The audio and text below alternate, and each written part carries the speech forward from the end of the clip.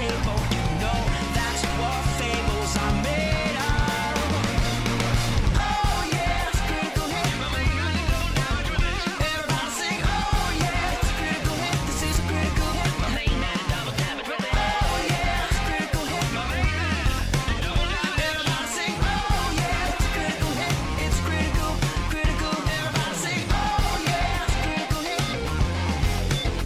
Everybody sing, oh yeah, it's a critical hit. This is a critical hit.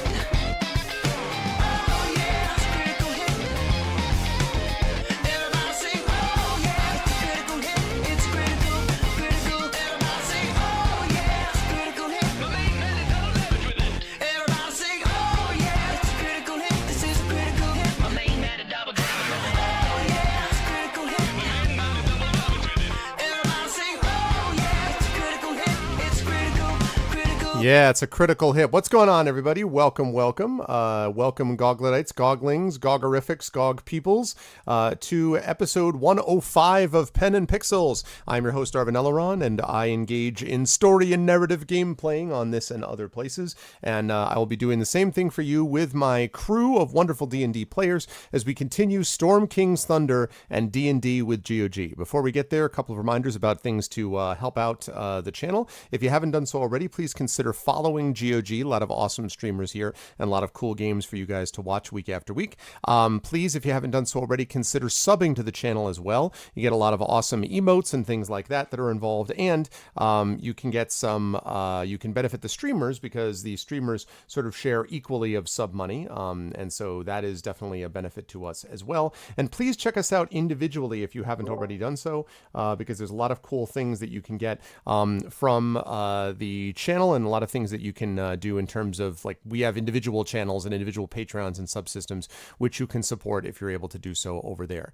It is Tuesday, December 5th, and I am looking forward to some D&D with GOG. I hope everyone is doing well, and I am going to read X5 streamer introduction in a minute. But before I do that, I am going to head on over, and I am going to, first of all, unmute myself so they can hear that we're now about to get started, and then I'm going to unmute the Zoom meeting, and then I'm going to head over to the crew, and there is, of course, our delightful crew. Although for some reason one of the webcams is off. I will fix that, fear not. But it is my pleasure to have everybody here. I'm half a mic. As we've got our whole crew. Yeah, exactly. You're half mic and half yourself, which is a sort of curious, like, I don't know what to make of that. Like some kind of horror movie thing. Like if you guys want to be both each other. There we go. No, I mean, how do I? You don't know which part's horrible. Like, I didn't specify. All of me blended. All right, that is now fixed. So it is my pleasure to have everyone here, and I hope everyone is doing well. And I'm going to get started by having these folks introduce themselves to you, starting with, of course, the wonderful Pyron Jade. Hello, Pyron. How are you? How is life in the universe and everything with you? Last time I checked, the universe was doing fine. I'm just really, really busy, very exhausted currently, but I was so much looking forward to the session. So yeah, I'm happy to be here. I'm happy to be Greta Golden Fire again, and let's roast some birds here. That sounds like a good plan. Moving right along down the line, we have, of course, the inimitable Dark Saber 2K. Hello, Dark Saber. How are you? Well, what shirt have you got today? What is this shirt? Free hugs? Question mark? Nice. With the cactus. That's from Pokemon, yeah? That's the Cactusaur, right? Okay, good. Yeah. Want to make sure that I'm down with the kids. Half the viewers are probably just like punching the wall right now. No! Face palming into the back of their skull. That's not what it is, goddammit. Sorry. I don't want to know what you said. May the force be with you. Actually, it's this. These newfangled Pokemon games. But how you been, Saber? How's life in the universe, etc.? I've been very good, thank you. Keeping myself busy, mostly with a lot of streams. Finished Sleeping Dogs on my channel yesterday, actually, Nice. In between power cuts. If I disappear randomly, my power supply's cut out. But I should be an back. extra one. I'm buying one on Thursday and just hoping I can get Here. through till then. This is how I do it. If I only had a box, we could pretend you threw it. You just have a supplemental one. I actually had to put a battery backup because I get the occasional brownouts here, which were just enough to sort of cancel streams. And it was in the middle of an interview with I think one of Larian's writers actually a few years ago about Divinity Original Sin that had happened. And I'm like, that's it, never doing it again. So I literally the next day went and I bought like Uber UPC battery backup. I'm like, that's not happening again. Like I do not, but that doesn't help your entire power supply. So hopefully you'll be able to stick it out with us. But always a pleasure. And you are playing, sir? I'll be Celsig Mauer. Apparently now I'm a bird air traffic control expert. So it appears. Yes, that's very true based on what we just encountered. And last but certainly not least, of course, is the also inimitable Screaming Joypad. Hello, Screaming Joypad. How are you, sir? Mike, how's life? I'm okay, thank you. It's always a pleasure to be here. I'm now the filthy interloper of the streams because I'm not part of the stream team anymore. But well, me neither, so no problem. But no, it's genuinely always a pleasure to be here. It's always a pleasure to be part of the D&D streams. It's one of the highlights of my streaming at the moment, and also just my online experience, to be honest with you. So I'm looking forward to continue playing as Uraash, the half-orc barbarian. Yes, I'm getting this right because I still once again confuse my characters from the other campaign that we play.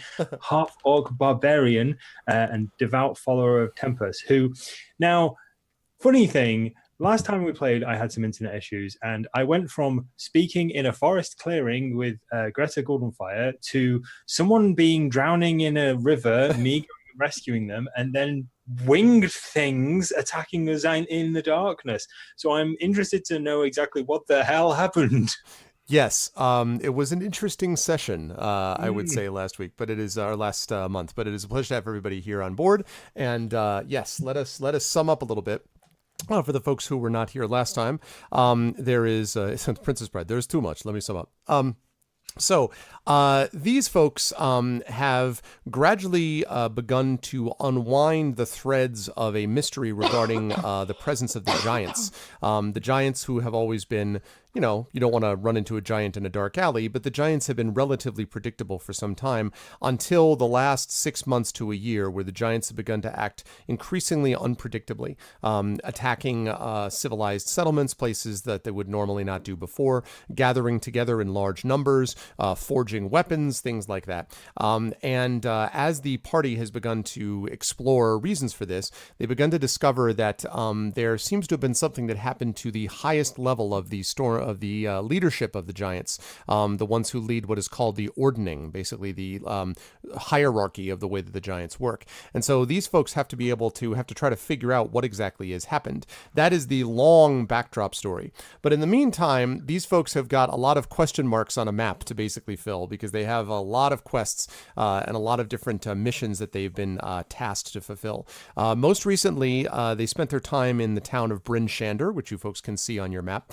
And in Bryn Shander, they were given several things that were hopefully going to be information that would allow them to, gather more details about some of the giants around here. There was, for example, an attack on Bryn Shander by a series of frost giants, and they discovered that the frost giants were looking for this thing called the Ring of Winter. They discovered that the person who supposedly has said ring is going to be appearing at a ball of great significance and magnificence in Waterdeep a few weeks down the line, and so the party thought that they were just going to be going off to handle that.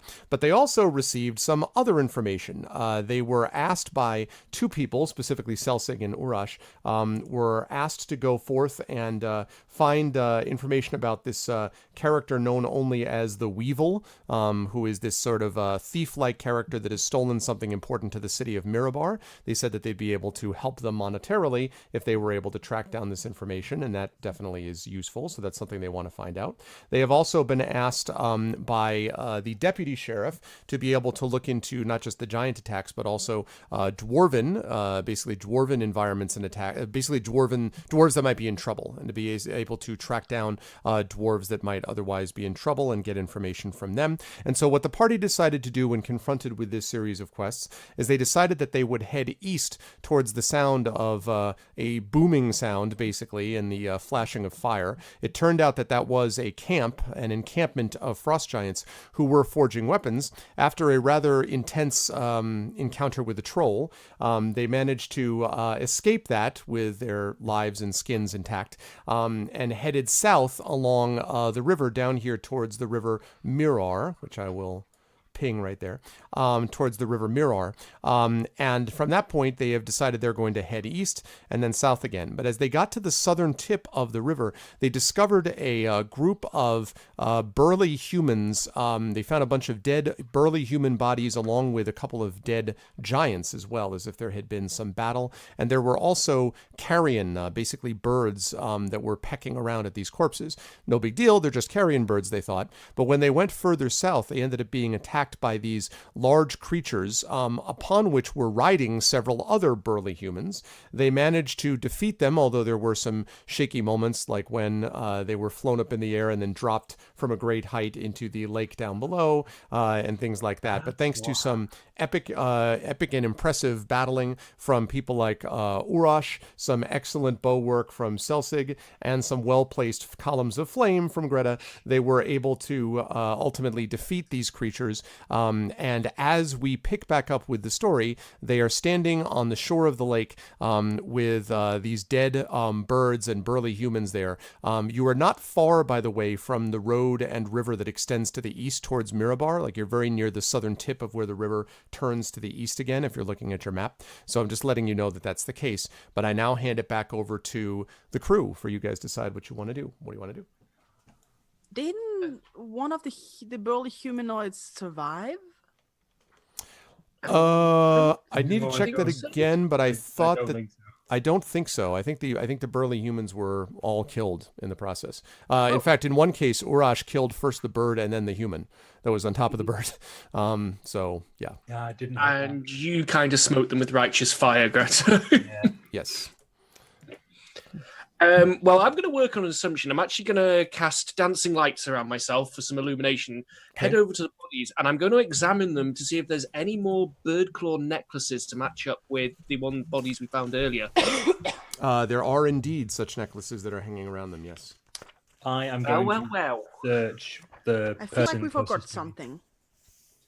One of us is also on fire. No, I'm just kidding. Did we? It's possible that I forgot something. Did I? No, but I just have this, like there was something. Something was. I'm sure it's not important. Sure. Oh, I forgot. I'm sorry, X5. I'm sorry. I got 6 million things that I'm trying to do, X5, so I forgot. I forgot. I should not forget that. Sorry. X5 did his introduction. I cannot leave the introduction behind. That's terrible.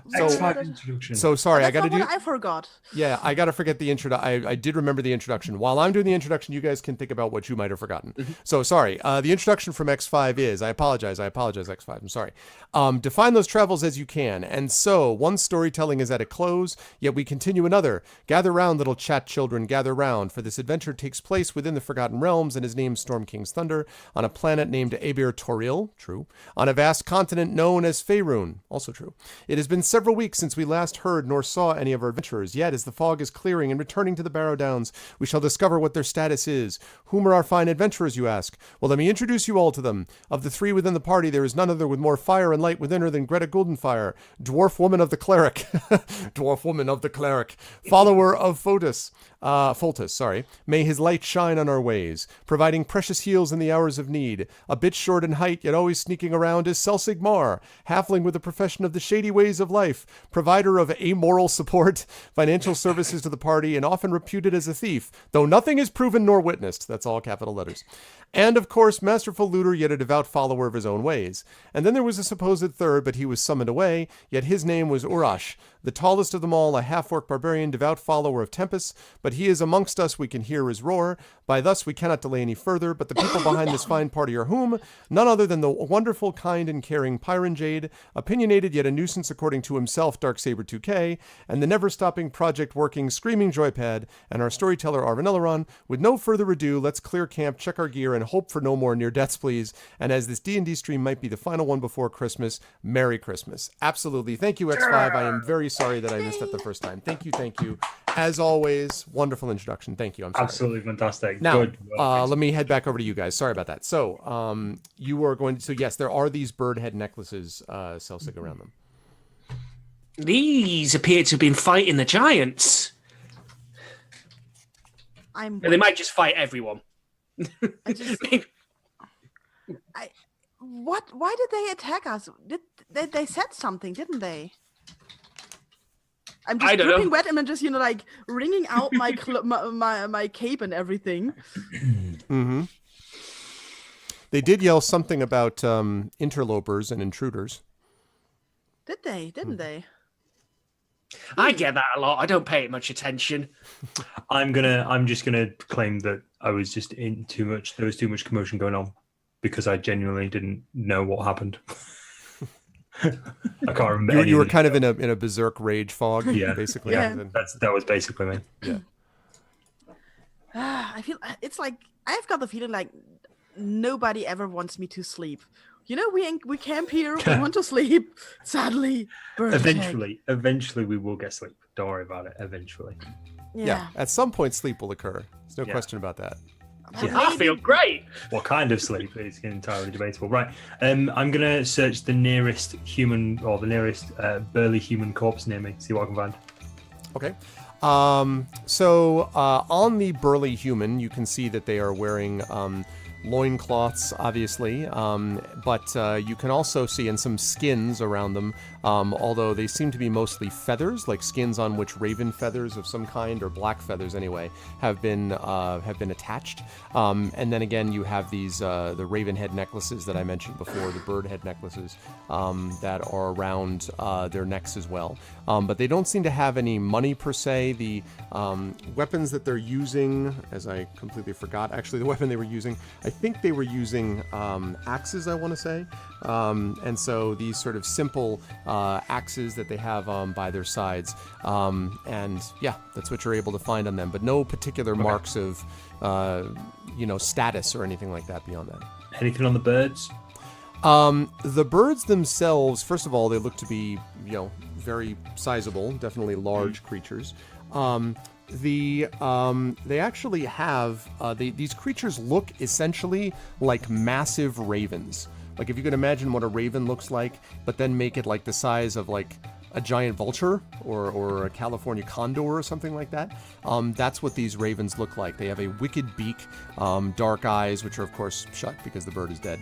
And around their claws, you can see several bands. They look to be maybe like a metal. They might be like a metal like chain might have been attached here at some point. Maybe when they were back in their camp or something like that. But yes. So no like ankle tag that says "if lost, please return to Right. this Yeah, not so location." much. No, okay. Yes. Damn. Yes, no number 35 either. Okay. I'm just gonna compose myself. Oh, I had a quick housekeeping question. Did I take any damage last time? Let me Yes. double check. I think you did, yes. Yeah. Because I need to weigh up how much damage I'm also going to take in regards to my rage wearing off. Because I'm assuming like a minute has passed since we've got these things. Actually, It was Greta as well, because she took a pretty nasty fall. Yeah, and I think for some reason I've got the old sheet here, and I don't know why. Celsig, what are you at hit point wise? Full 33. Okay, that's what I thought. Greta, what are you at? Didn't I? I thought I healed myself. You might have and healed I'm- yourself. 24, maybe?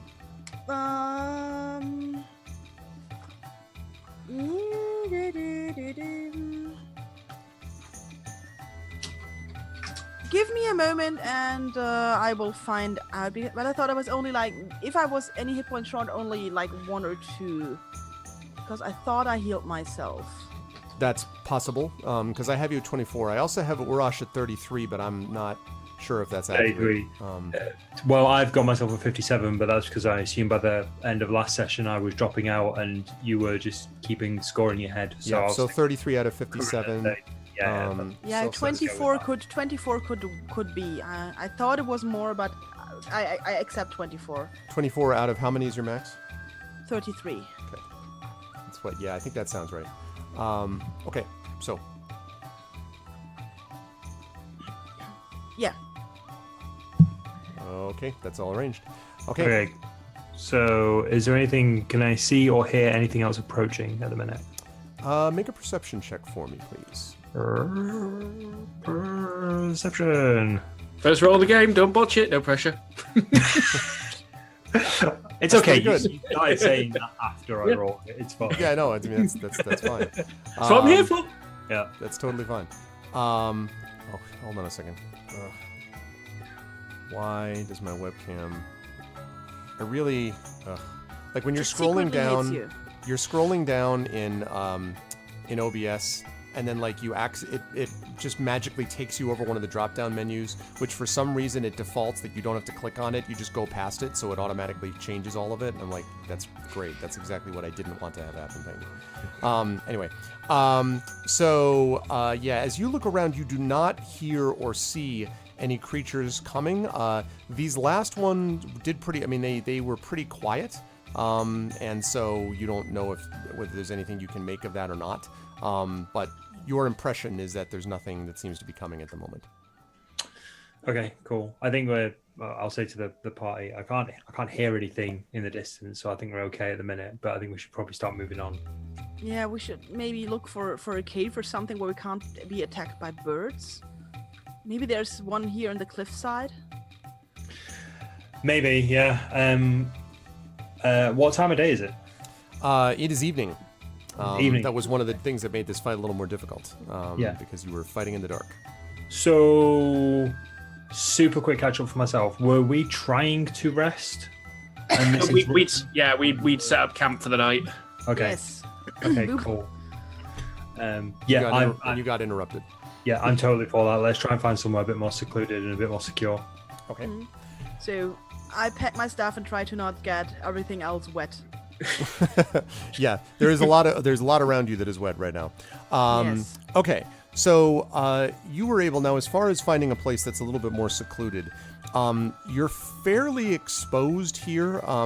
You could try to go back up against more like the foothills, because if you remember, the river is actually coming out of the mountains, like the mountains drop into hills and then eventually out into the more flat area that you folks can see right here-ish, basically.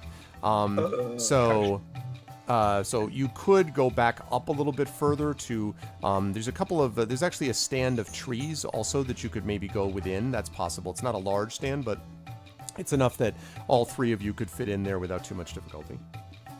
So we'd be having to go back on ourselves in order to find better shelter. If you were to find the best shelter, yes. But the copse of trees there, the small stand of trees, is pretty enclosed from the outside. I mean, you couldn't have creatures attacking you from above. They'd have to land and walk to get into you there. Okay, that sounds better. I mean, it's not perfect, but I'm concerned how much time we'd lose if we had to travel back to essentially the foot of the hills. We could have a watch pattern. Yeah, I'm fine with that. And having wood for a fire to dry our stuff might also be a good thing.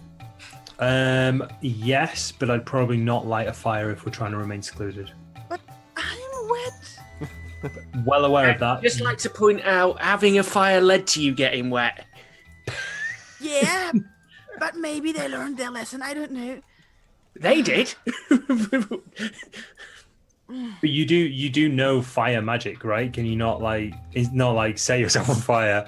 That sounds like hold my beer. more like, can you not dry your own clothes whilst wearing them, or something like that? Not if I don't want to be cooked. Oh, okay. It's an all or nothing thing then, eh? I don't like to be cooked. Okay. There's not a lot of subtlety about the. Yeah. It's either on or it's off. It's a binary decision. Right. It's not a cooker. There you go. It's yeah. Okay. I don't know what to suggest then. Obviously, it's cold and you're wearing wet clothes, so I'm okay. Me, my loincloth, and my axe are fine. So. This is the benefit of downsizing, right? Oi!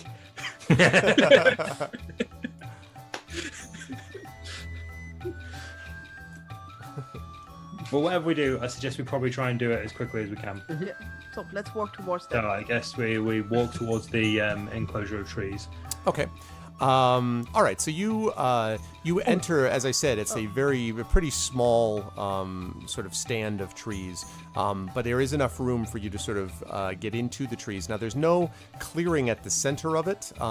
There is. It's not super dense, so there are spaces definitely between trees here and there, but there's not really a place where you could have the traditional campfire around which everyone gathers and stuff like that. It's not going to be easy to sort of do that. There's definitely places where you would be able to lay out bedrolls and stuff like that and get sleep, but not large group areas where people could kind of congregate, because it's just not that big an area.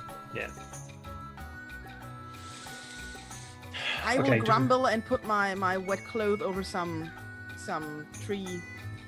I'm just so tired. I can't think in English.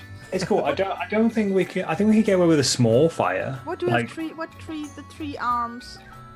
branches. Branches. Branches. Yeah. That's funny. Especially with the music. You should just gone with the German name. Just like call, like put it over this, and no one would want to correct you because they wouldn't really. They'd be like, should I have known that word? And then, so okay, all right. So you're able to do that. Are you guys doing a fire or not? I think we'd be if you are really concerned about hypothermia, then I think you would be okay to light a small I fire. can do like a small fire. Let's have at least a small If we have fire. a small fire to heat ourselves up, but then put it out before like we settle down for the night. Why is Darksaber cracking up again? Because I think A small fire can very easily become a large fire. I'm just gonna cast this. I'm just gonna make this small fire surrounded by flammable material. Suddenly, it's a bad outtake from Bambi. Mom. Oh, that was evil. And next thing you know, Greta's not been able to sleep for another night. Yeah. You have nightmares, and God damn it. It'll actually be an interesting test to see what would happen if a cleric never gets rest in a campaign. Like, at some point, you have to tap into powers that normally would not be available, right? Like, you'd think at some point. Yeah, you're just like, do you know what? The Red Wizards don't sound so bad anymore. Yeah, I'm gonna. no, it's actually pretty good. No, so all right, so you were able to do that. There's as I said, it's not particularly dense, so any smoke would be able to theoretically escape. Fortunately, because you're dealing with a sort of cold area, a lot of the stuff down here is either cool or damp. Obviously, being close to a lake probably helps with that. So the wood is not super dry. Now, it doesn't mean that you should be careful because you could light an entire, only you can prevent forest fires. But that said, it's not automatic that you're going to set this fire and then instantly everyone's going to burn. You're just going to have to be careful. Yeah. So how long Yeah, are you just- keeping this fire going? Just a little sacred flame for an hour or two, so we have warm, like maybe a warm cup of tea, and just warm up a little bit, and then I'm fine, and we can put it out, and I will just pray and then try to get some sleep. Okay. Are you guys setting watches or no? I'll take first watch. Okay. Who's second? I think I I'll think take last. I was going to say last because I'm the one who's probably the best rested out of everyone. So you two can get the most uninterrupted sleep. I would like to take a last watch Okay. so that I can greet the sun. Praise the sun! Praise the yeah, I was sun. gonna Okay. say. I also think that Okay. having the person with the spells take the longest rest would probably be the wisest decision. Okay. Yeah. So first up is Urash. Urash, everything seems. Quick, Oh yes. just before you Sure. carry on. Right. So at the end of the last session, I dropped or had to discard one of my actual axe. So the only axe I'm actually left with is this potentially cursed axe of blood. It will So be fine. I'm pretty certain it's fine. I just want to know, do I feel any different? Does it affect me in any way? Do I have any, is it just an axe? Just looks different. Any Oh, I overwhelming mean- urges to kill your party friends? Sure, it's just an Well, axe of blood. It's so you feel one thing I can say, you don't feel any different now. In combat though, and this was not something we could tell you because at the time you were fighting with your internet. Yep. But in combat, you definitely felt something different. There was definitely a strength and a power, more really a precision, I would say, in terms of the viciousness of your slashes. Now, you're used to, as a barbarian and a guy who does these things on a regular basis, you have often had the encounter of dealing with creatures that you're able to, do some serious damage to. But you felt as if there was even an extra level of viciousness that was associated with this. And you were conscious of, you kind of enjoyed it while you were doing it. Now, is that a higher level of enjoyment? I don't know. But you don't feel anything different at the moment, though. Like, you don't have any desire to chop up your party members, if that's what you're asking. Okay, cool. That's fine. Yeah, I just wanted to know, because that's now my main axe. Like, this axe of blood, I didn't pick it up. So I've essentially discarded my old great axe. Yep. You So- now have this maybe not cursed axe as your main axe. No, it definitely. Not cursed axe. I'll Right, be okay, something to think about that. okay, yeah, sorry. I'll let you carry on. Okay, no, that's no problem. So Urash, you have the first watch, and a few hours into the watch, everything seems to be quiet. And then a few hours in, I want you to make a perception check for me, please. Yep. Perception. Yeah, exactly, Christian. If you have to axe. Okay. 19. About 3 hours in the distance, in the far distance, you hear a.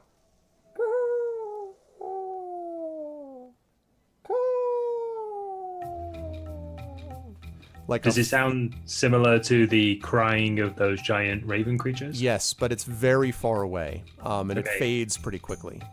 Is the fire out? The fire is, let me see. I would say the fire's out by now, unless you were trying to keep it going. If you weren't trying to maintain it, then I would say it's down to just embers at this point. Okay, I'm assuming the other two are asleep, so if there are embers, I'm gonna just like cover them up, like put Throw them out, on essentially. trees. Yeah, No, yeah, I'm just yeah. kidding. Yeah. Throw them on trees. Spread them around. Wakey, spread them wakey! around. No, I'm Clang just kidding. my axe against the tree. Come on, dinner's ready, boys. no, I'm just gonna like make sure there's no embers glowing and things like Okay, yep, you can do that. You can Yeah, do that is that. what I should And that's all. The rest of your watch proceeds more or less uneventfully. And at the appointed time, you wake Selsig for the second check, or for the second watch, I should say. Selsig, you do not hear anything on your watch, actually. Everything is very quiet. Might even be a trifle bored, theoretically. You occupy your time by looking out of the trees, by sort of ducking from tree to tree, pretending that you're like pickpocketing someone, and then like jumping back into the tree. Juggling my and- throwing knives. Yeah, exactly. You have some serious practice that you need to put in on that. It's been a while, but everything seems more or less copacetic. Everything works fine until it is time for Greta to take over, and then you wake her accordingly. Yeah. I did tell Selsig of the noise I heard and why I had to kick the embers out. So I don't know if he's then relayed that to Greta. That's up I to will. Selsig. Okay. Yeah. Okay. So Greta, you wake to it is a cold, chill, early morning. You know, like 3 a.m. or something like that. That you wake up, and as you sit, sort of waiting, I want you to make a perception check as well, please.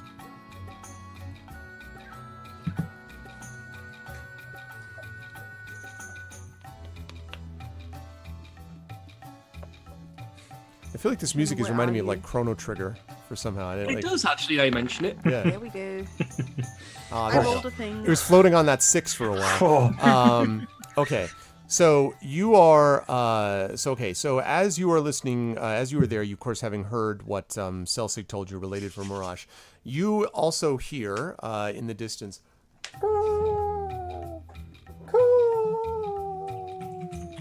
this sort of falling bird cry, like a long caw, which echoes through the sky. It is a long distance away, nowhere near as close as the cries of the birds that attacked you, some hours ago. And then it fades off again.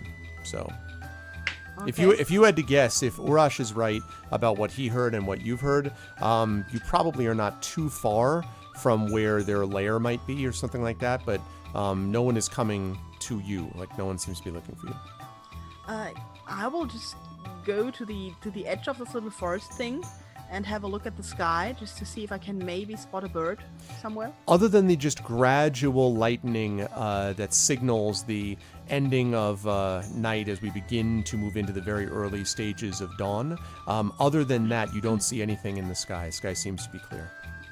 Well, in that case, I will just start to clean up my stuff and maybe make a little breakfast for the guys when they wake up. Okay. Do my prayers and yeah. Are you starting the fire again to do that? Or are we talking sushi? I just want to be clear. No, it's not, no, that's not good.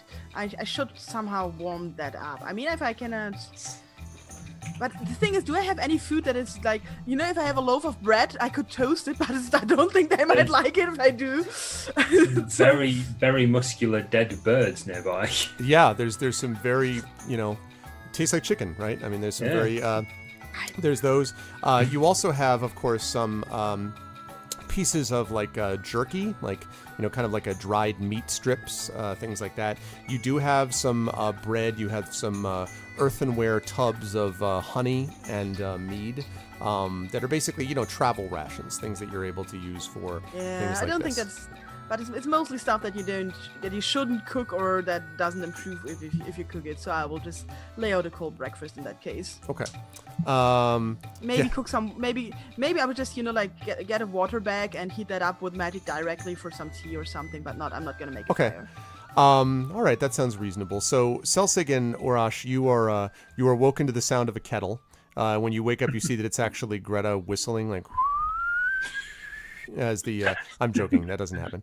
But you do wake up to see Greta sort of looking at this water bag of some kind. You can see some steam rising from the top of it, and then there are on the ground there's several wooden plates that have these pieces of dried meat and a couple of pieces of bread and so on that are covering it as the two of you wake up. It's now probably about a few hours have passed, so it's now about maybe 6 in the morning, something like that, and you can begin to see the light beginning to rise of course, to the east of the lake where you guys are sitting. You're on the western bank, and to the east the sun is beginning to rise. Good morning. When I see you stir. Well, I slept terribly. I had a root in my back all night. Let's get going. I'm sorry to hear that, but I made breakfast. We can have our own little breakfast nook here. Oh wow! Oh, the breakfast nook. You think fondly of the breakfast nook? What a wonderful thing that was. Cereals, omelets. Remember the omelets? Good times. You think about that as you try to frantically chew off a piece of this jerky, which is like fighting you to like that type of thing. Squirrel sandwich time. Yeah, maybe second. So did you hear anything on your watch, Greta?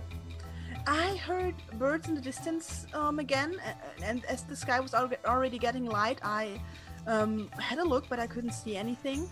But we might just be close to where their camp or encampment is. Yeah, that makes sense. When I heard it didn't sound like they were moving around too much, so it's probably where they're resting or where they're sleeping. Now, does it make sense to search them out? No. We could try, but we're on not a tight schedule, but any lost time here means we've got less time to find Artis Simba and the Ring of Winter. Yeah, but they seem to have a fight with the giants, so maybe we could find some allies. They had a fight with us. Yeah, maybe they just like fighting. Maybe they just, I don't know, confused me with a giant in the dark. I don't know. Can we Then tell? they're blind and stupid. Based on where we heard the calling from, can we take a guess at roughly how far away it would be? It would be hard to take a guess because of how clear the sky is. I mean, sound could travel a long way. It was definitely coming, though, from the north of the trees, of the stand of trees. So it was like from the southern foothills of the mountains type area as opposed to where you guys are. So it was back up against the mountains and foothills from which you came. So back towards the foothills. Yes. How far away from the foothills are we? Like in time? Half a day? A day? Probably, yeah, probably a good... Well, the thing is that you came down using the current, and so the problem is you'd have to swim against the current, so it's going to add more time. It would probably be a day and a half travel at least. It might be 2 days, because you've got to go the other direction. Unless you go by foot, but then you run into other issues with, like, snow and, What happened with our ponies? You would put them on the... You had them on the boats. You can try to use them, if you wish. But again, they would... No, wait, what? Didn't we I thought we did not go on the boats. I thought you did. I thought you took the boats. No. Did you not? Did you walk No. alongside? No. Oh, maybe I'm wrong. Okay, I'm sorry. I We thought took, you took we the took boats. our No, the we boat didn't thought- look safe, and so we took Yeah. the Oh, that's ponies right. That's right. down. I'm sorry. I'm confusing you with my other campaign, which literally went down a river by putting their ponies in a boat. Sorry. No, we did not do sorry. that. We Beg your our pardon. ponies with us. Beg your pardon. This is what happens when you try to run 4 campaigns in a week. Yeah, no. Sorry. Yes, that's right. So, okay, but I would still say though that it's going to be a little harder to go upstream, even walking it, than downstream. Doesn't mean that you can't do it, but you're going. First of all, the hill was sloping. It was sloping downwards as you were coming down here towards the lake. You'd be going uphill again. You'd be sort of sloping upwards towards the mountains and the foothills if you were going alongside. But you could certainly do that if you wished. Yes. Yeah. Sorry, I forgot that you were alongside of it. So, do these guys look similar? The guys who attacked us, do they look similar to the guys who we met on Zephyros' tower? No, does not look like the same crew. The people who dealt with you on Zephyros' tower had much more. They had armor for one thing. They were wearing they had purple capes. I mean, they looked much more refined than these folks do. They had much more stuff with them than these folks do. Okay. I don't know. I think these guys are just savages, to be honest with you. They're just marauders. But if we want to spend the time going and finding them, then I'm down for it. But I think it's going to be a while getting us back up the foothills.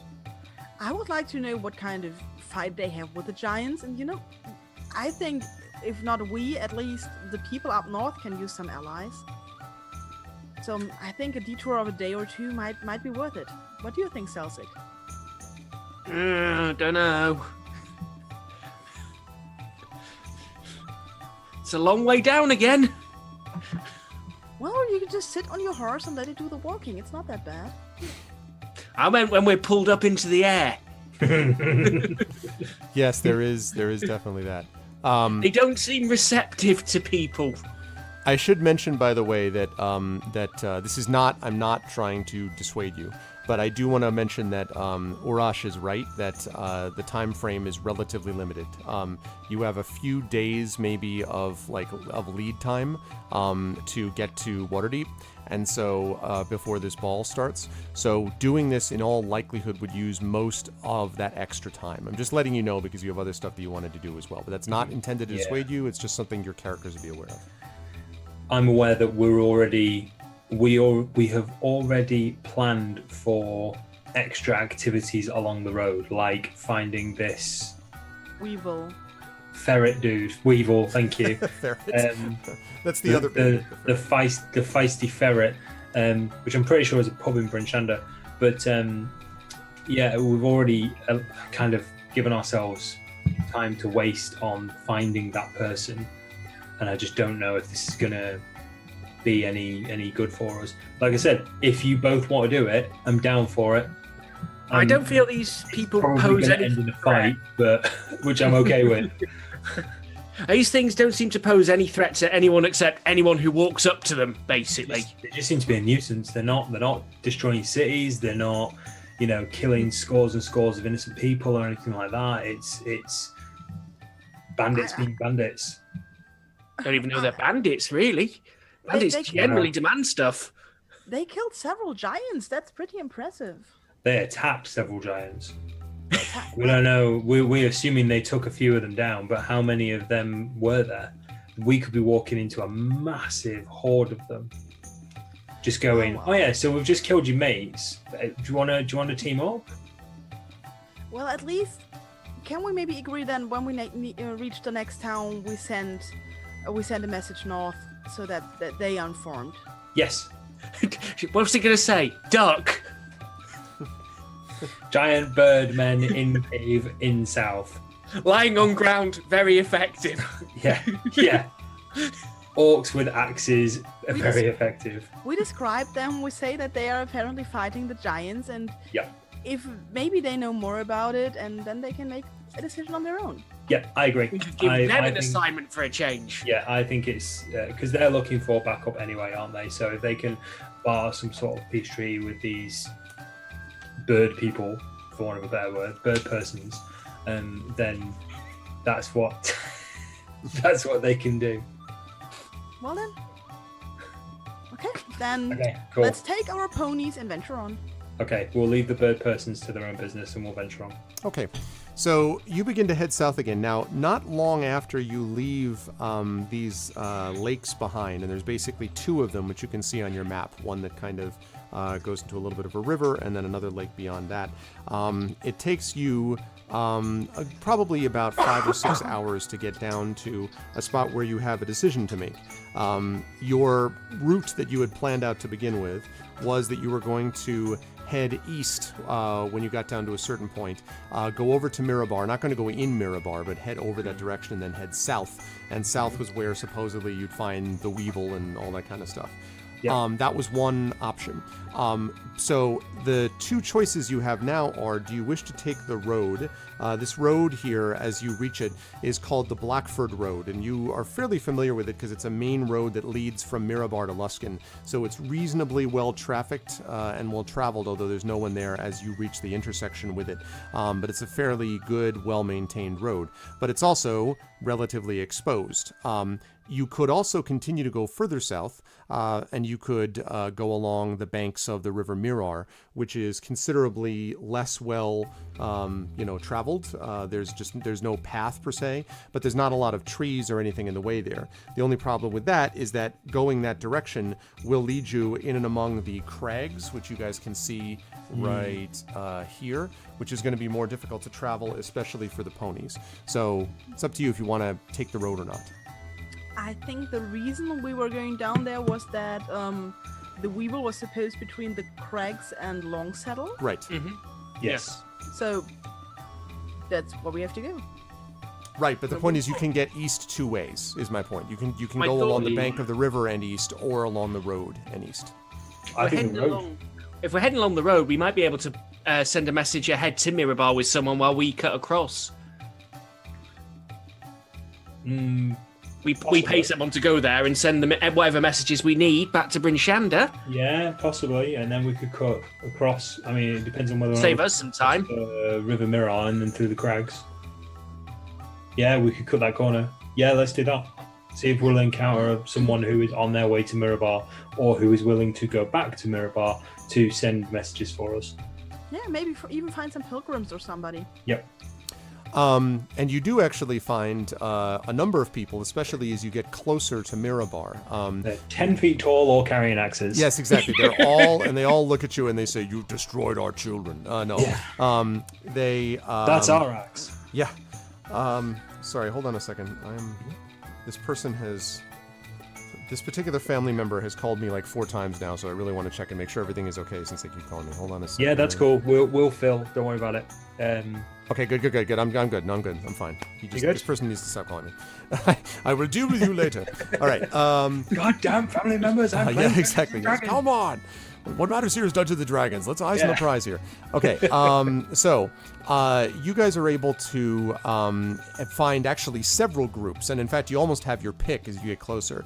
There are, in fact, a group of what are clearly Greta pilgrims. You recognize them. Whether they are, of course, Foltest devotees or whether they are devotees of Lathander or someone else is not clear. But you could speak to them. There are also a number of just what look like just merchants, kind of riding on carts. So it's really you have a choice in terms of who you'd like to approach, like what types of people you'd like to approach.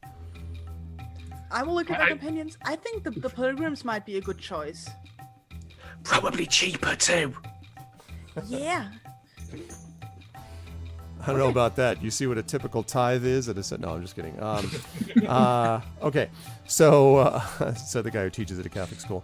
Anyway, so all right, you were able to track down the pilgrims. They are indeed devotees of Lathander, not of Foltest, but they are Lathander and Foltest are, they get along. That's okay.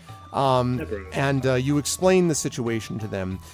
They do not ask for money, but they do ask that you spread the word of Lathander. And when you say, "Well, wait, I mean, I'm this person," they say, "No, we don't." They say, "We don't want you to become a devotee of Lathander. It's fine to stay with Foltest. We would just like you to be able to talk about the importance of healing. Just in the next town, if you could talk to a few people about the importance of healing people and understanding the importance of light and stuff like that. No pressure." You get the impression they've had discussions like this before that didn't go well, and they're much more on the soft sell side of things now, where they're just kind of like, just if you happen to mention it, that would be great, type of thing. I turn to Greta and go, we do need healing a lot. Yeah, but healing and light can also come from photos. I don't know how to do this, really. I can't. They say, you don't have to specify, just say healing. I just say, in my experience, Volta's been a bit more burning and screaming. You know, if, for example, we need to chop your arm off, I would need to burn the wound. Cauterize it, Just yeah, saying. Yep. Sure. So, burning is healing. Yes. Does So it I've help heard. my arm? Yes. So yeah, so they basically are not giving you too much of the "Have you heard of our Lord and Savior Lathander?" They don't seem to be doing it that far. So hey, Josie. I lean back over to Greta. What is a Lathander anyway? It's another god. How many have we got? I've got one. I don't know how many you got. Maybe you stole one on the way. There's a few. There's a few. There's a few. There's a Did we few meet good one? ones. There's a few good ones and there's a few bad ones, and then there's some others as well. Was Sephiroth a god? No. No, Sephiroth wasn't a god. Sephiroth. I didn't even say the name. I think I got it wrong that time. And also, he wasn't a god, no matter how much he thought he was. Nope. Not even. Anyway, so yes, so if you wish, they're happy to bring, assuming that you're willing to commit to telling people how healing is a good thing. They are willing to bring along your message. You know, I don't even know how I would tell somebody that healing is a bad thing. They seem You know, they seem to halfway think this there is an important message, though. Then you know what? That sounds like an easy deal for us. If you already believe in healing and they want to say that healing is good, we say healing is good, and we get stuff done. I totally believe that healing is a good thing. There you go. I'm willing This to message brought to you tell- by Lathander. Yeah. And I'm willing to tell people that healing is a good thing, and I'm also willing to heal people and help them. Yeah. They seem very pleased, and they say, yes, we'll be happy to send along the message. Okay, wonderful. You were all able to make your way fairly easily along the eastern road, and it takes you about a day to reach the western portion of Mirabar. When you wake up the next morning, and there are multiple campsites, you think that although it is definitely open and exposed, there are lots of people here, and a number of them look like they know their way around their weapons. So of all the places you could have been exposed, there's worse places to be. Attacks from the outside might have a difficult time here. Sorry, whereabouts are we right now? So right now you were right at the western edge of Mirabar, right where you were about. Okay. I'll show you where. Right about So- here, where you were about to head off to the southeast, because there is a road which is like a little spur, which cuts down to the south of Mirabar and then straight south. So you could keep following the road into Mirabar, or presumably, what I thought you were going to do, is cut southeast and then south along the long road down towards Long Saddle. Yeah, Yes. Yes. So I thought we were going. You see where this rather thick green line is Yeah. Yes. on the map? I Yeah. thought that's what we would. Is that what we're doing? Yeah, that's what you're doing. Yes. You're right Okay. here. Yeah. That's what we're You're doing. literally right there. So you're just at the Cool. spot where you would go south. That's all. Cool. I got the impression we were like right outside. No, Mirabar. not like outside the gates. No, it's just that Yeah, right. you can, although you can see the city a long distance off. The lights Yeah. are sort of bright at night. But no. So- You go ahead.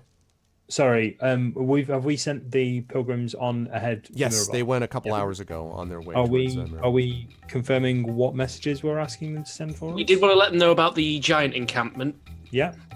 Giant encampment. and Bird. bird people.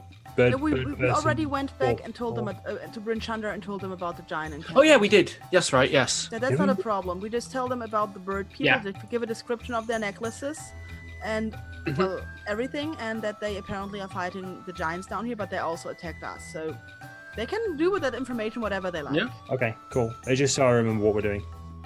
Okay. So, give me 1 sec as I add a little bit. There we go. That's what I wanted. Add a little bit more sound there. Good. Okay.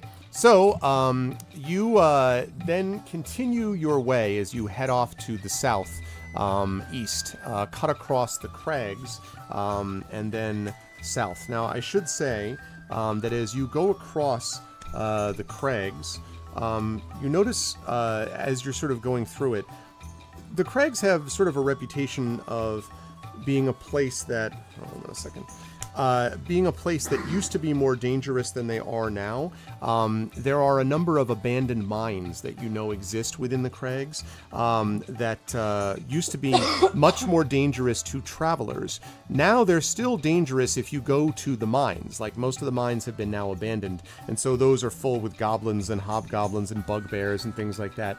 You know that some Uthgardt barbarians are known to prowl the crags, occasionally preying on caravans and things like that. But for the most part, if you stick to the path, as they say, for the most part, you should be in decent shape. And as you go across, you do occasionally see what looks like a path leading up to, no doubt, an abandoned mine, something like that.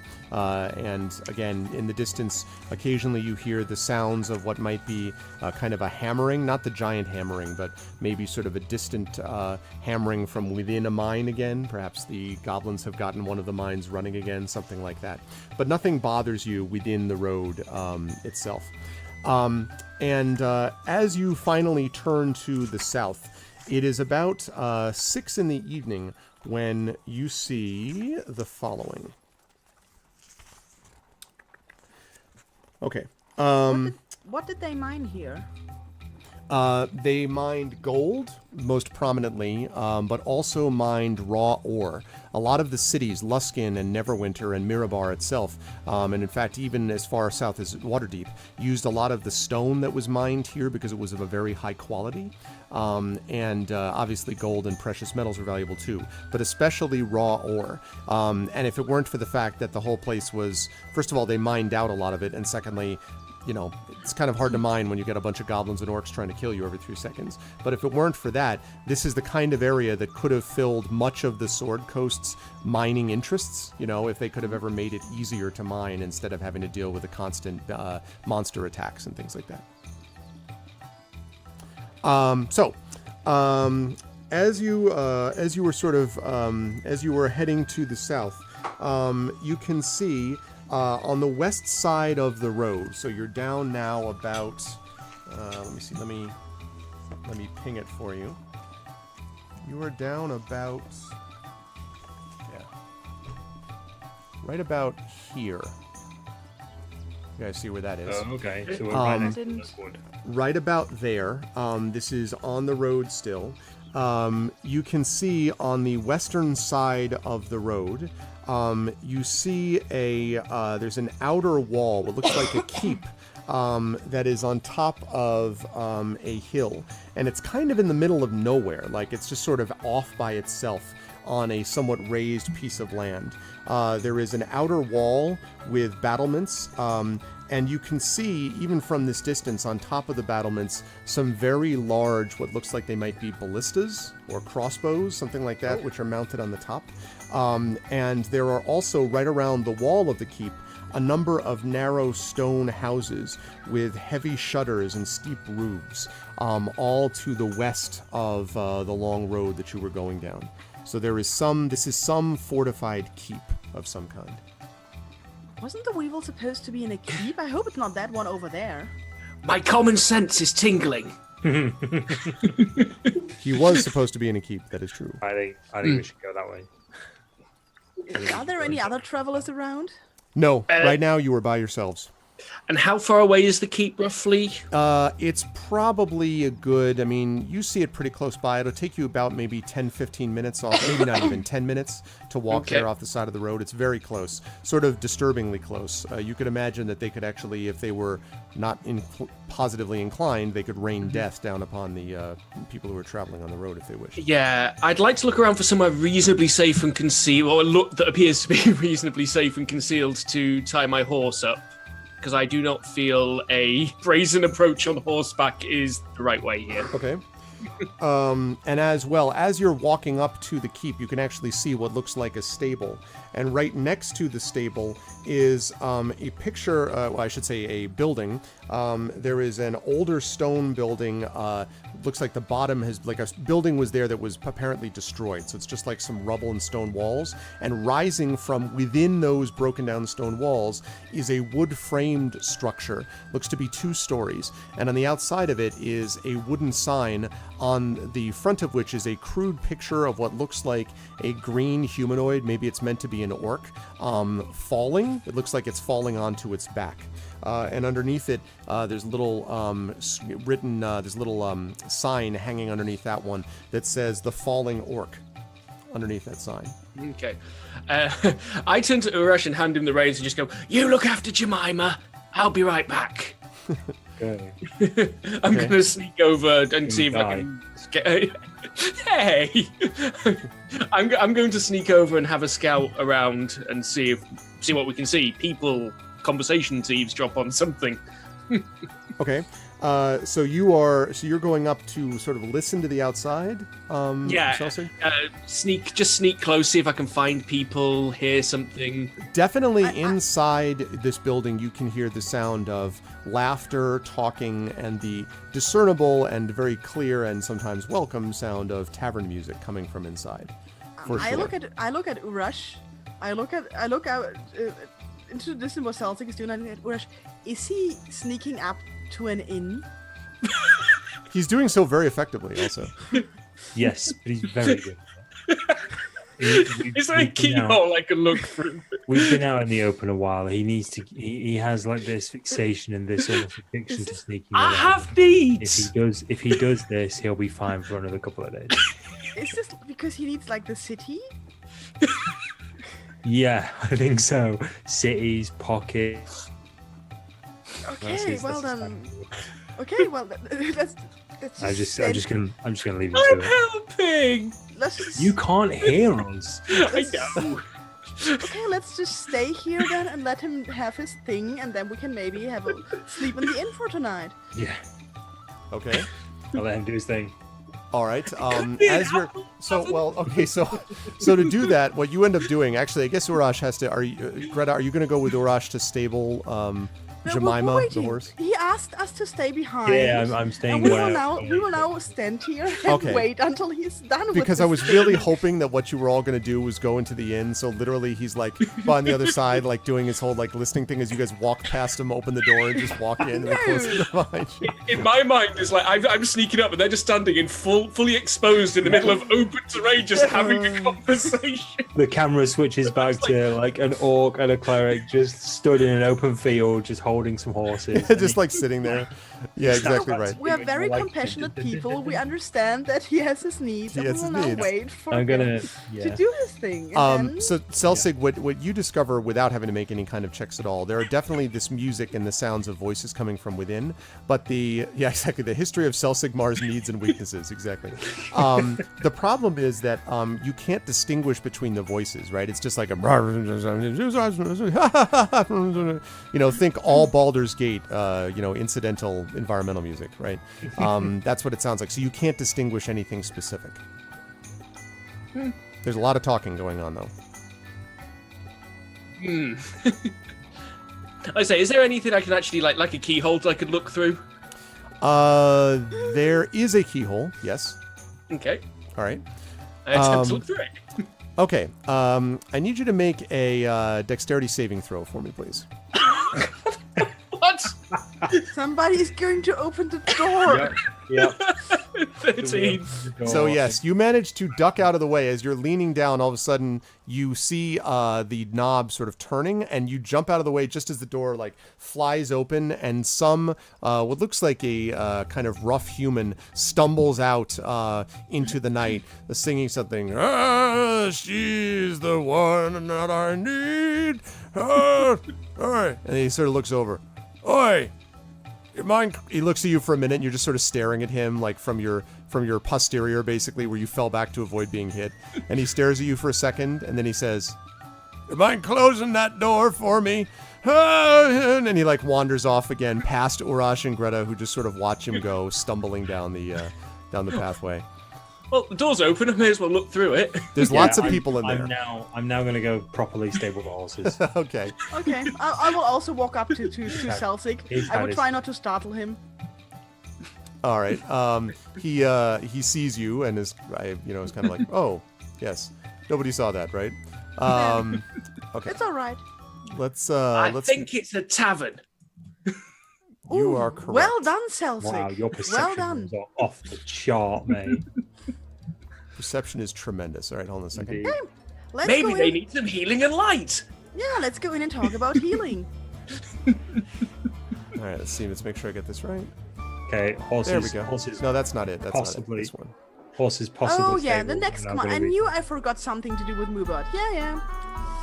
There we go. That's what I'm looking for. Okay, cool. So now I got the right music. Ooh, this is delightful. Yes, so this is a busy tavern. There are a lot of people here. A number of tables. You see a lot of humans, definitely some dwarves. You see some elves and some orcs hanging around. I'm talking now to Greta and to Celsic. Because Greta, you said you went with Celsic, yes? Yes, I'm a Celtic. Okay.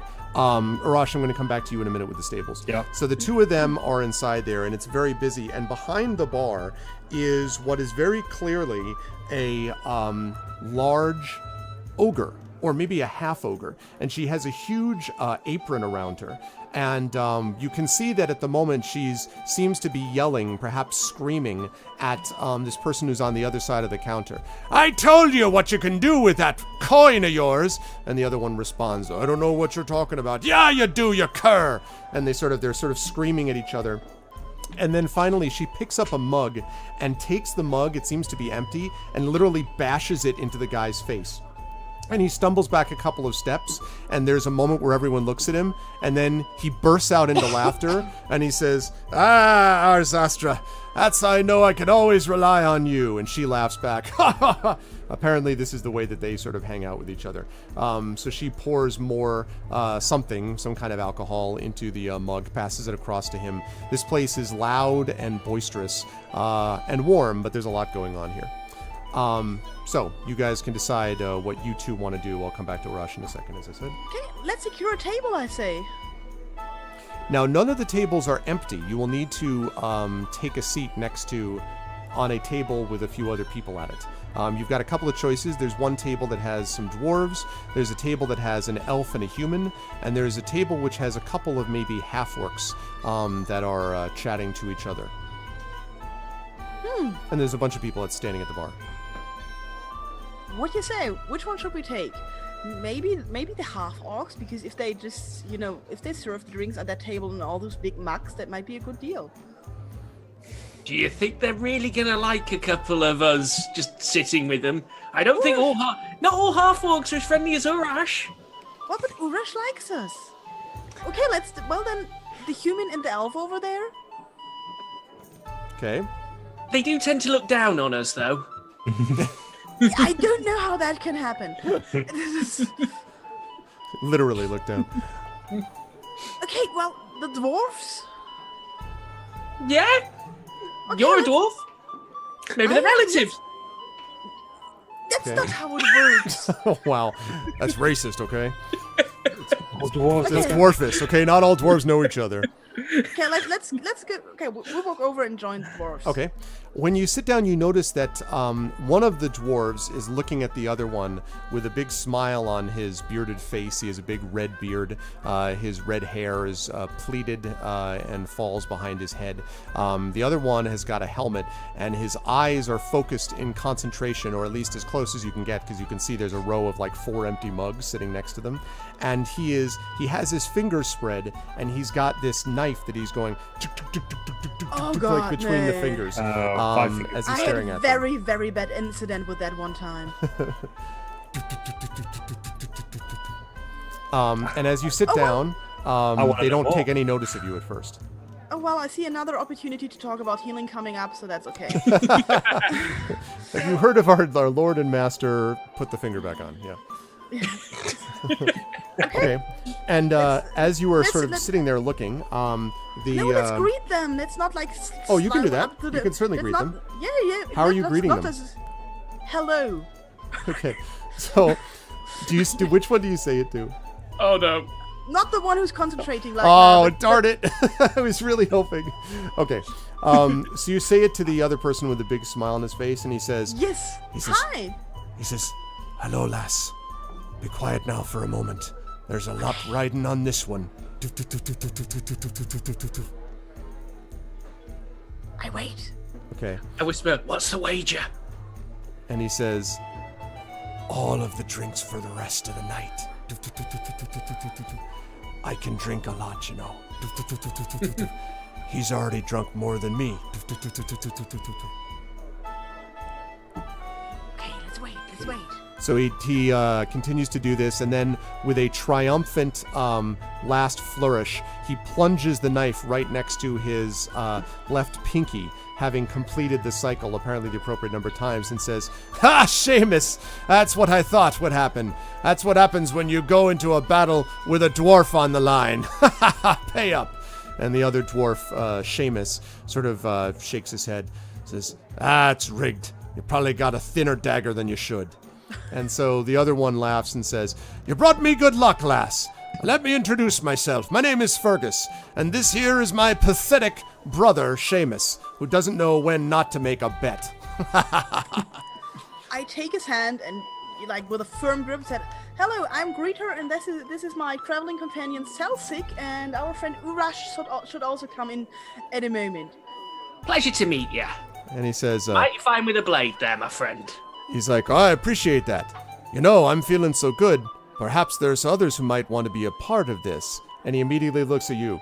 You look like you're pretty handy with a blade yourself. Perhaps you'd like to join in this wager, eh? Oh, That's a good idea, wager. And Seamus starts to say, sort of perks up after feeling upset and says, "Yeah, a wager. Perhaps double or nothing. If you do this, I'll pay for your drinks and hers. Otherwise, I gotta pay for your drinks as well. What do you say?" You have yourself a deal. Okay. As I say that, I pull out my Hello Catty sheath. Okay, I forgot about the Hello Kitty. Yeah, so did I. Oh my god, okay. Yeah, I think for this one, I'm trying to debate. I will pull out my love throwing knife for this one. You reset. I've really got to get the notifications fixed. I'm having a hard time getting GOG notifications. Thank you for the resub, X5. I'm sorry that they did not go up there. That's the second thing I got wrong. The notifications and the lack of introduction. Thank you, X5. Can we get some love for X5 who resubbed X5. for 8 years? I think 8 months. years, X5. 8 Yay! years before We are Twitch existed. M3. That is serious. That is no joke. Thank you, X5. Can we get some DRM frees and some GOG comms and all that other good stuff? I see Darth Sisu did it already. Thank you. Okay, so where was I? So yes, so you pull out the Hello Catty sheath, and so Seamus and Fergus sort of look oddly at it, and Fergus says, "Now wait a minute, lad. What's this odd cat-like sheath you're pulling out there? Also, why doesn't it have a mouth?" Good point. It was bestowed upon me by a master craftsman who assured me it will bring me good luck. He sort of looks at you and says, "I see. And this thing isn't rigged, isn't it? It wasn't made by a craftsman named Weeaboo, was it? I just want to make sure that I'm clear. Just want to know." No, sir, it was not. All right. I produced my love knife. You are welcome to test the blade beforehand. So they look at it very suspiciously. They kind of turn it around. At one point, they plunge it into the table, and then sort of work it out. And they kind of, all right. I suppose you can use this one. It'll cut just as much if it hurts. If you make a mistake, I suppose. All right, lads. Well then, what are the rules? Gonna happen the second I saw this. The rules are you got to go back and forth between all your hands for a total of 5 straight times. Both hands. 1, 2, 3, 4, 5. If you do it without cutting your hand off, cutting a finger off, you win, and I pay for your drinks. If you don't, you still have 9 other fingers, right? So you have to switch hands? What we do is, he says, right. You switch hands. First 5 with the right, second 5 with the left. Well then, I lean down on my chair with amusement in my eyes. And just before you guys are about to start, the half-ogre bartender comes over and says, "Oi!" And she says, "You're not trying to do anything to my new patrons, are you?" And she seems to be addressing this to Fergus and Seamus. And Seamus says, "Oh no, Arzastra, you know us. We're just having a bit of fun."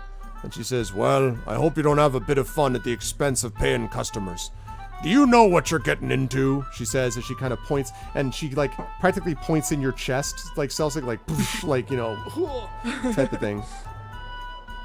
Not in as many words. And she says, you mean you don't know what you're doing? Nope, not a clue. Wouldn't be the first time. And she says, she sort of pauses for a moment, then says, all right, well, it's your fingers. What do you have to drink? I take a honey mate, please. Says, all right, sounds good. It's the best we've got. What about you? I'll have the same.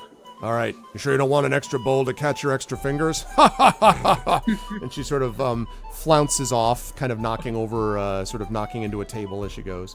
And now you are ready to go. And with that, I'm going to jump over to Urash as Celsig gets himself psyched up and ready to engage in this. I'm just reading up on my halfling luck right now. Yeah, exactly. So, as you walk into the stables, you can see there are two people that are actually here. The first is a human at the front of the stables. The stable doors are open. And then behind him, you can see what looks like a dwarven servant or something like that is mucking the stables, basically cleaning them out. So you can see one of them, like, you know, kind of pushing the mop back and forth, and then the human in front. As you come close, the human says, "Hi, what can I do for you, friend?" I just want to tie the horses up for a while my friends drink. He says, all right, you can do that. It'll be a couple of silver, though, for the evening. Whoa. Couple of silver. Bear with me a second. So it's not two horses. I mean, surely it'd be like silver and some copper. One price. One price. One price, really? One price. He says this with the air of someone who's been taught to say one thing and one thing only relating to this subject. All right. One price, 2 silver. All right, I'll give him 2 silver. He takes the silver and bites, each one between his teeth, and then satisfied puts it into a little pouch at his belt, and he says, "Oi, Larg!" And the dwarf sort of looks up, and he says, the human in front says, "Tie these horses up." And Larg, the aforementioned Larg, nods and kind of shuffles forward and takes the reins of the 2 horses and leads them back into the stable. So, okay, yeah, that's cool. Thanks very much. I will take my leave. I was going to ask some questions, but I think it might get me in trouble. Okay.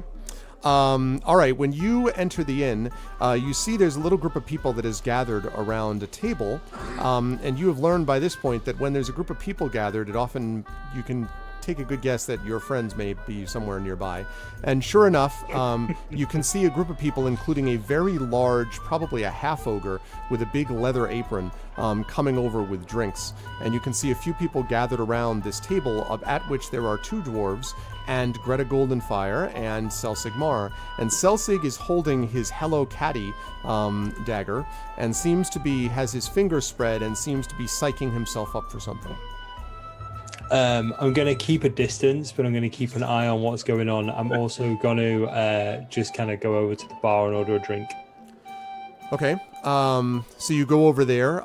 As you go over to the bar, the half-ogre bartender drops off the drinks and then heads back and says, what do you have, gorgeous? What have you got? She says, for you, anything. Oh, you. And she says, I got plenty of stuff to make you drunk and other stuff to make you drunker. What's your pleasure? Oh, just drunk at the minute. And she says, all right then. And she pulls out a mug and then fills it up with this thing which looks like very thick. So it has a kind of a honey smell. Maybe it's like a mead or a honey mead, something like that. And she pushes it across the bar to you and says, there you go. Are you here with anyone else or no? Whoa, I was going to ask what was going on over there. Oh, them? It's just 2 fools who are about to see whether they can cut their fingers off or get drunk for free. That's a typical thing we do here. Yeah, that sounds about right. I've done that a few times myself in the past. What do I owe you for the drink? And she says, well, if you're with anybody else, I'll keep open a tab for you and you pay me at the end of the night. Just keep a tab open for me right now. She says, all right, what's the name besides Sweet Cheeks? Oh, you're a charmer, you. I like you already. That's what I'm about, charm. It's Ura. And she says, Ura. That's the kind of name that I like to hear. Well, all right, Ura. I'll keep a tab open for you. If all goes well, maybe other things will be open too. And she kind of winks at you and then turns around and takes a towel and starts, drying off a mug, occasionally looking over her shoulder to see if you're still looking. I'll raise the flagon, give her a wink, and then wander over to the crowd that's around the table. Okay. Now that you all are joined up again, Celsig, you are ready to begin, and Fergus and Seamus are, ready. They're very excited, and Fergus says, "All right, now listen, lad. You got to make sure that you go fast here. None of this slow, careful stuff. It's all in, all the power, all the time, immediately, with no thought for the future. Reckless, that's the word." And Seamus sort of goes, "Aye, a drink to Reckless," in the whole bar, like the people around the table. Yeah, Reckless. Yeah, recklessness. Okay, so now what I'm going to need you to do, unless there's something special about the caddy dagger that I'm not thinking about. Is there something? There was never anything specified. Good, I just wanted to make sure. I didn't think that we made it invisible or anything. So, you think the bartender is making very subtle advances? Yes, Sharon, very, very subtle. The subtlety Really? of a half ogre. I didn't pick that up at all. Yeah. Silver head damage. Just goes right over my, yeah. Okay, so what you're going to need to do is you're going to need to make some dexterity checks. And what I'm going to do is I'm going to ask you basically for, this is going to sound a little weird, 5 separate dexterity checks. So basically 5 times through. Each, so 1 time through both hands, 2nd time through both hands, 3rd time, etc. So we're going to start with this first dexterity check. Now, not a save, a dexterity check. And I do want to mention before we begin that we do, of course, have the ability to inspire our players, thanks to what I do over on my channel. So if anyone here has got inspiration from my channel that they can award to one of the players, you can feel free to give that to Celsig if you wish. If you don't want to inspire him and just hope that he can survive without losing a finger, because certainly thieves don't need all their fingers in good working order, that's certainly fine. Oh, fun. Also, ahead of time, I'd like to just clarify, because I have the lucky trait being a halfling, so when I roll a 1 on an ability check, I can re-roll the die. Yep. So, since I'm doing 5 ability checks, do I potentially get 5 re-rolls on a 1? Or would it be just 1 on for the a whole one? event? No. Every time you do an ability check, you can re-roll it if you get a 1. Okay. But it's only a 1. Would you say this Only is a sleight of finger? Yes. Well, you better hope it's not sleight of finger. We hope that he's not too sleight of the fingers. By the I'd time rather he gets to slice the a finger than slice off a finger. end. Yeah, exactly. It's true. All right. Okay, here we go. 1. 10. All right. Should I just keep So going, or- the first one that you do, you go through, and when you reach the 7th finger, you barely miss the 4th, no problem. It's all part of the plan. Pick it up and keep going. So you make it through. Okay. Okay. 2. Back the other way now. Whoa! Oh man, you just like parkour through your fingers back the other way. Just like brrr, no problems at all. Like you actually aren't even looking as you're doing it. Like no problems, okay? Yeah, I'm downing my pipe while I go, oh, hang on, no, how's that gonna work? Yeah, exactly. You do it with your teeth. You just like okay. Third Okay, one. right. 3. This isn't gonna keep going. 8. Yeah. So when you're going back the other way, all right, now you need to make a dexterity save to see how badly you just cut your finger. Okay, dex save. 8. Well, so That's with a +6. do you remember? I don't know if you ever watched any of the Lord of the Rings cartoon, but there's this one part of the cartoon where the guy sings a ballad of Frodo of the 9 Fingers. Frodo of the 9 Fingers and the Ring of Doom. Well, that's you. Celsig of the 9. You cut that finger straight off, like just slap, and everyone's like, oh god, and Fergus is like, oh, well, you snogged that one then, and it hurts a lot, Celsig, a whole lot. You lose a few hit points, 3. You inspired Celsig. It's a little late, Nonstop. You needed to inspire earlier. You needed to inspire earlier. You need to inspire before he did this. So there's sort of a dead silence in the room for a second, and everything stops, including the music, for just a second, and everyone's sort of staring. It's for his other fingers. It's where He's not finished yet. Yeah, right. I was supposed to tell you I've already lost. Yeah, no. Once you hit the finger, you've lost.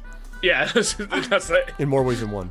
I jump into action, grab the damn finger, put it on the head, try to like Urash, keep him still, and I press it against the wound. Celsik, you're like, and I put all the healing in there that I have.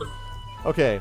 I will clap. And I'm not confusing it with fire spells. I mean, I talked about this before. I was gonna say you cauterize his wound, right?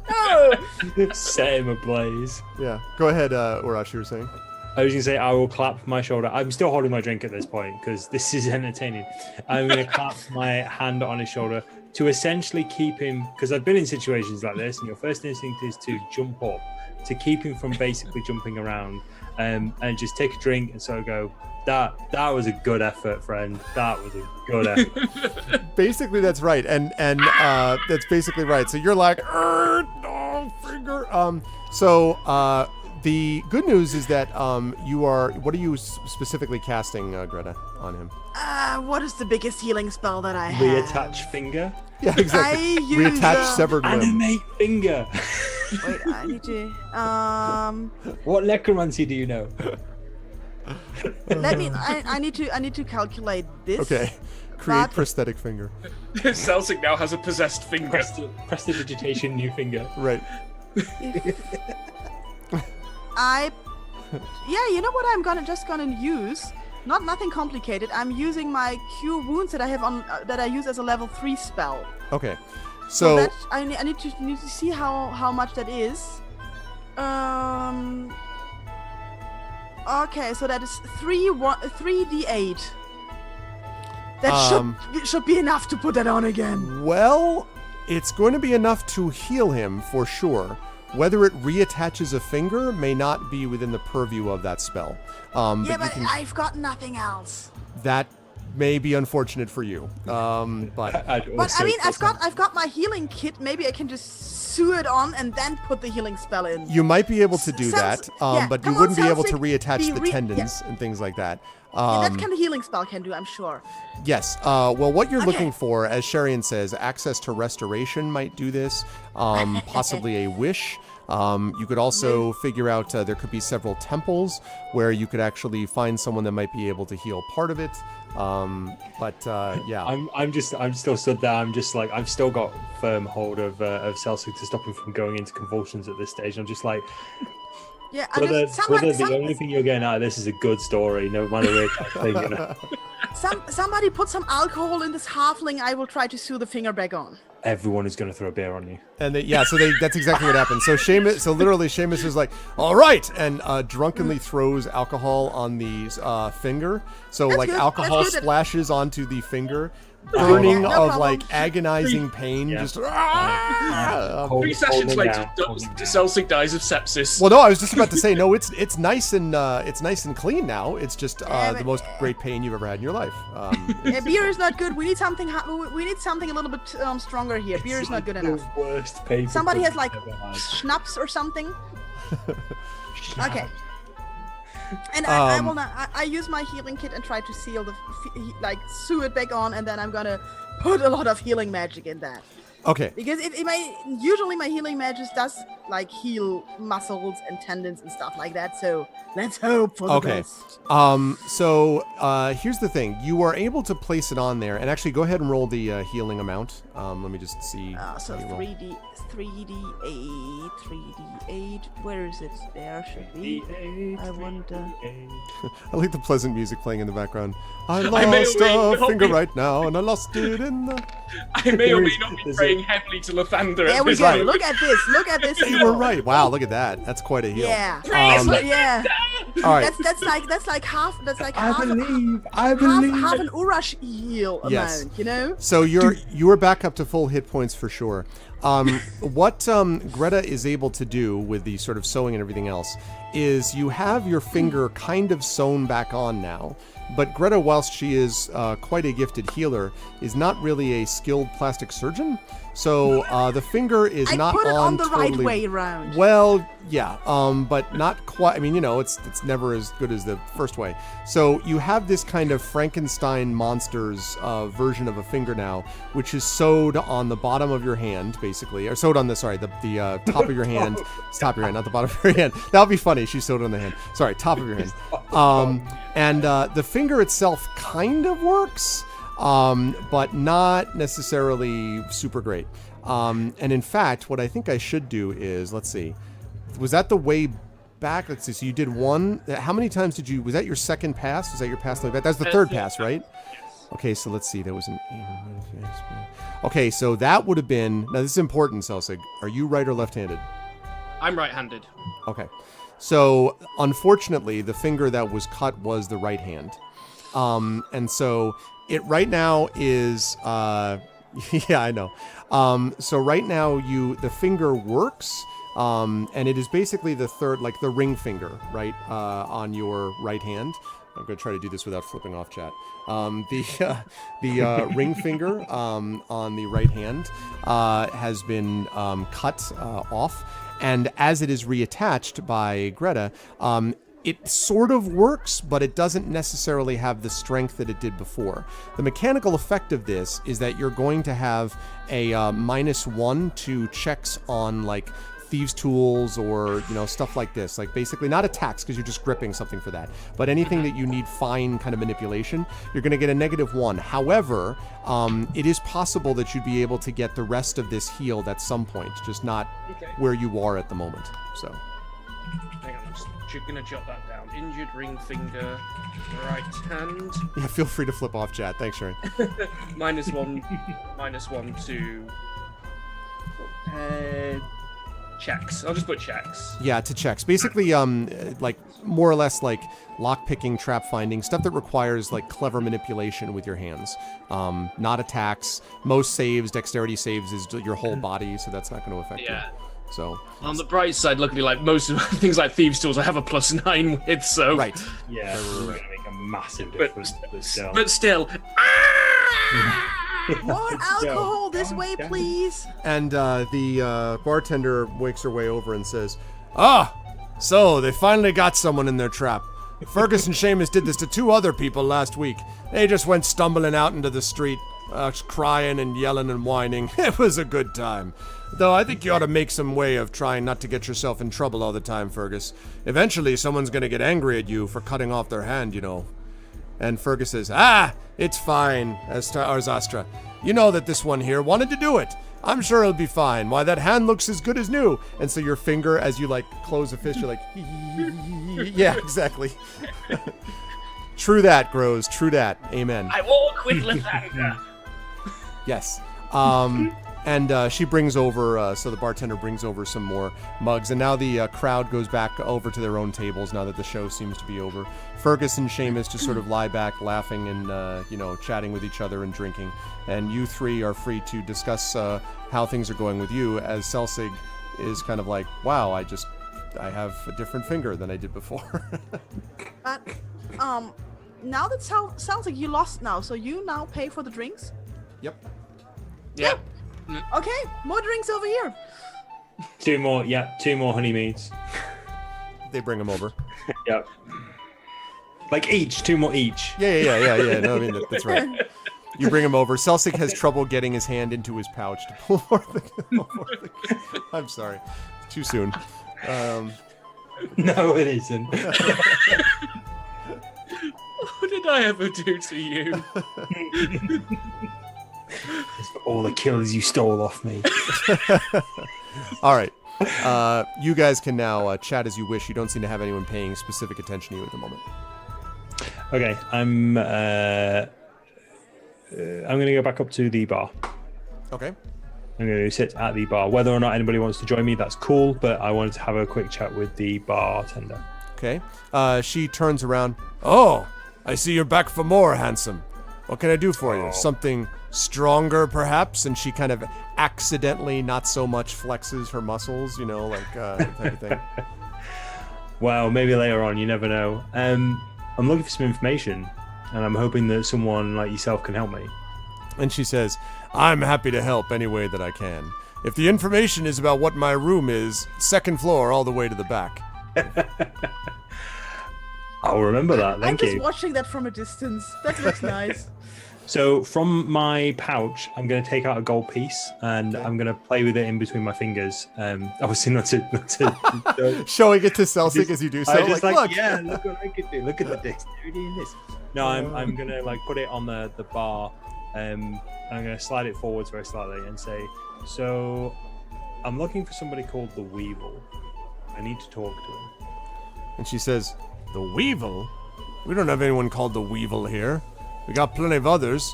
We got the Ferret, we got the Squirrel, we've got Jimmy the Fish, Bobby the Frame, but we don't have anyone called the Weevil. So A friend of yours? Are they as good looking as you? Oh, absolutely not. Not by a long shot. Oh. Not by a ballista's scope.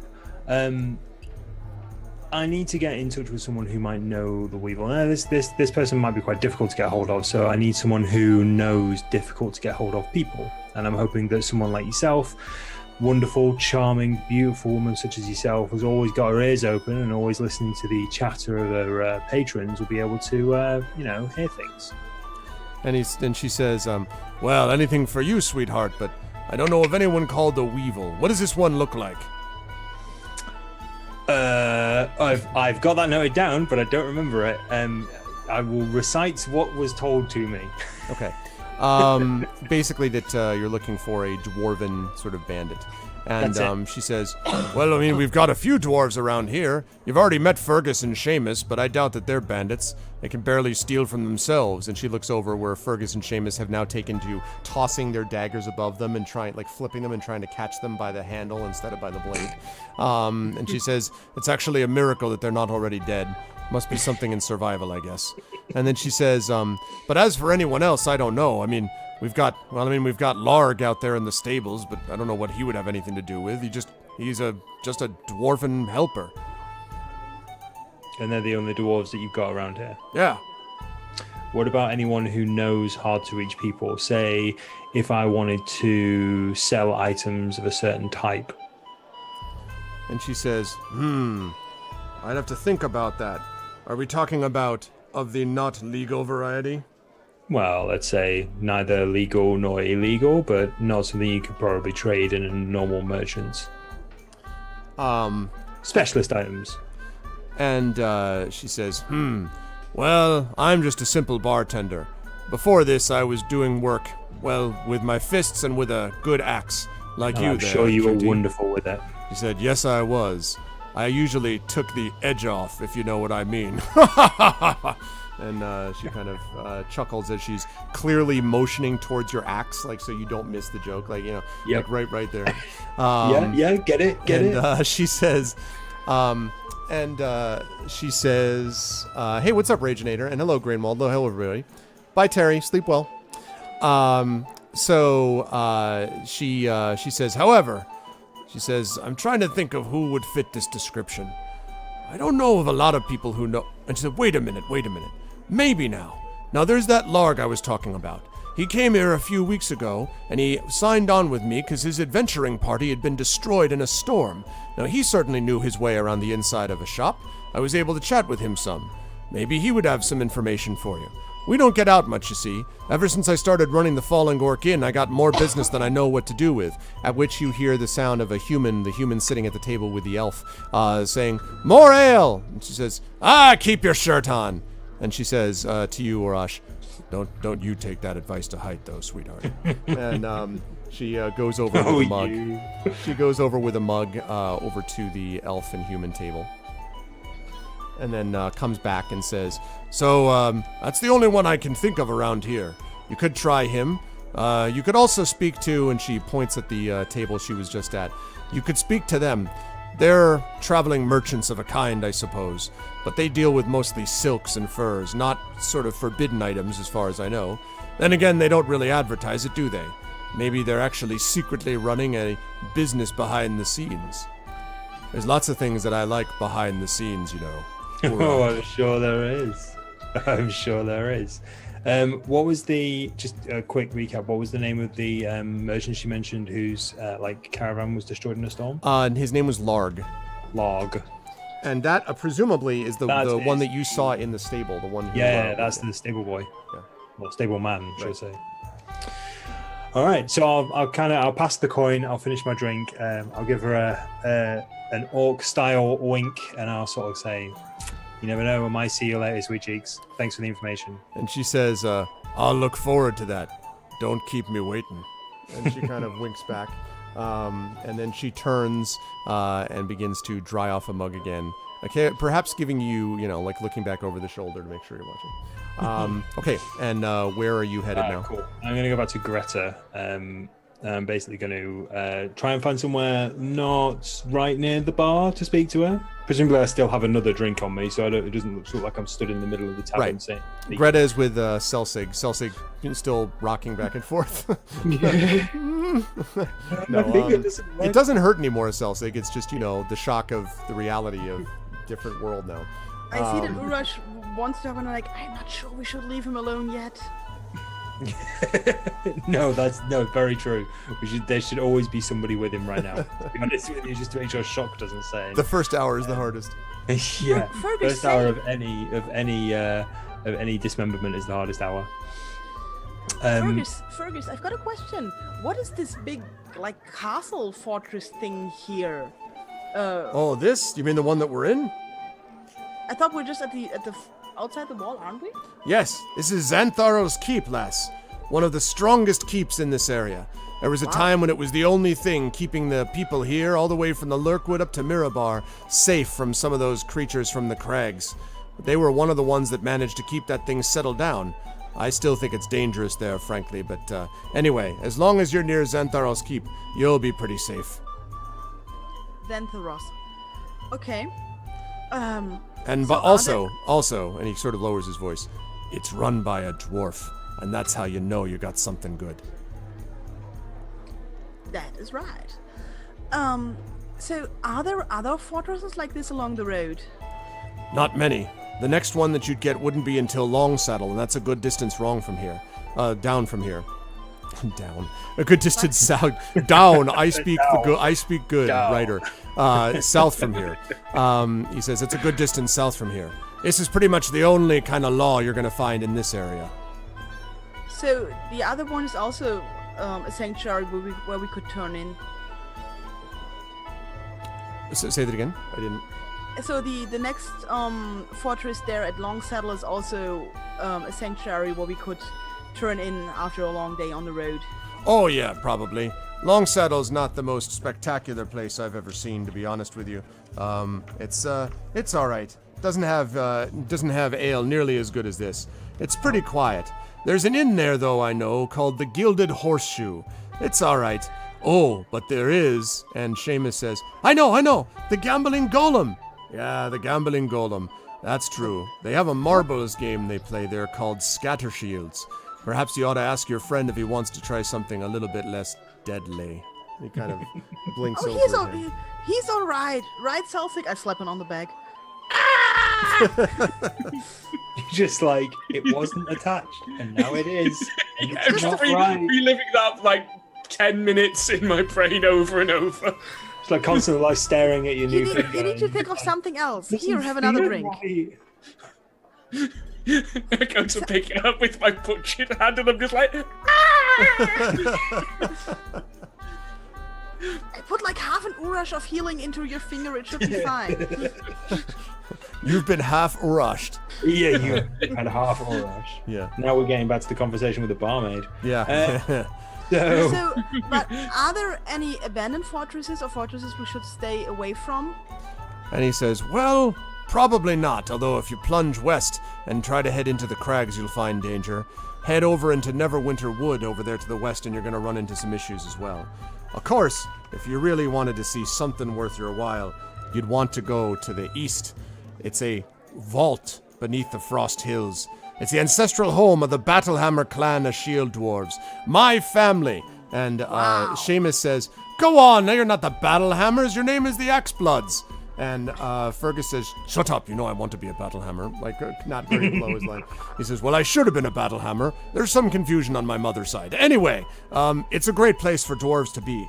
There's all battle-hardened defenders, granite doors. It's a stronghold. You want a place to be safe, that's the place you go." Now, you actually have heard, even without doing a history check, Greta, of Mithril Hall. Mithril Hall is a sort of legendary place, and it is said that no one has ever overtaken this fortress. If the Sword Coast does ever fall to the giants, you have a feeling Mithril Hall would be the last place to go. It is pretty known to be very strong. Fairly far to the east, though. I actually think you can see it on this map, right about there-ish. You can see.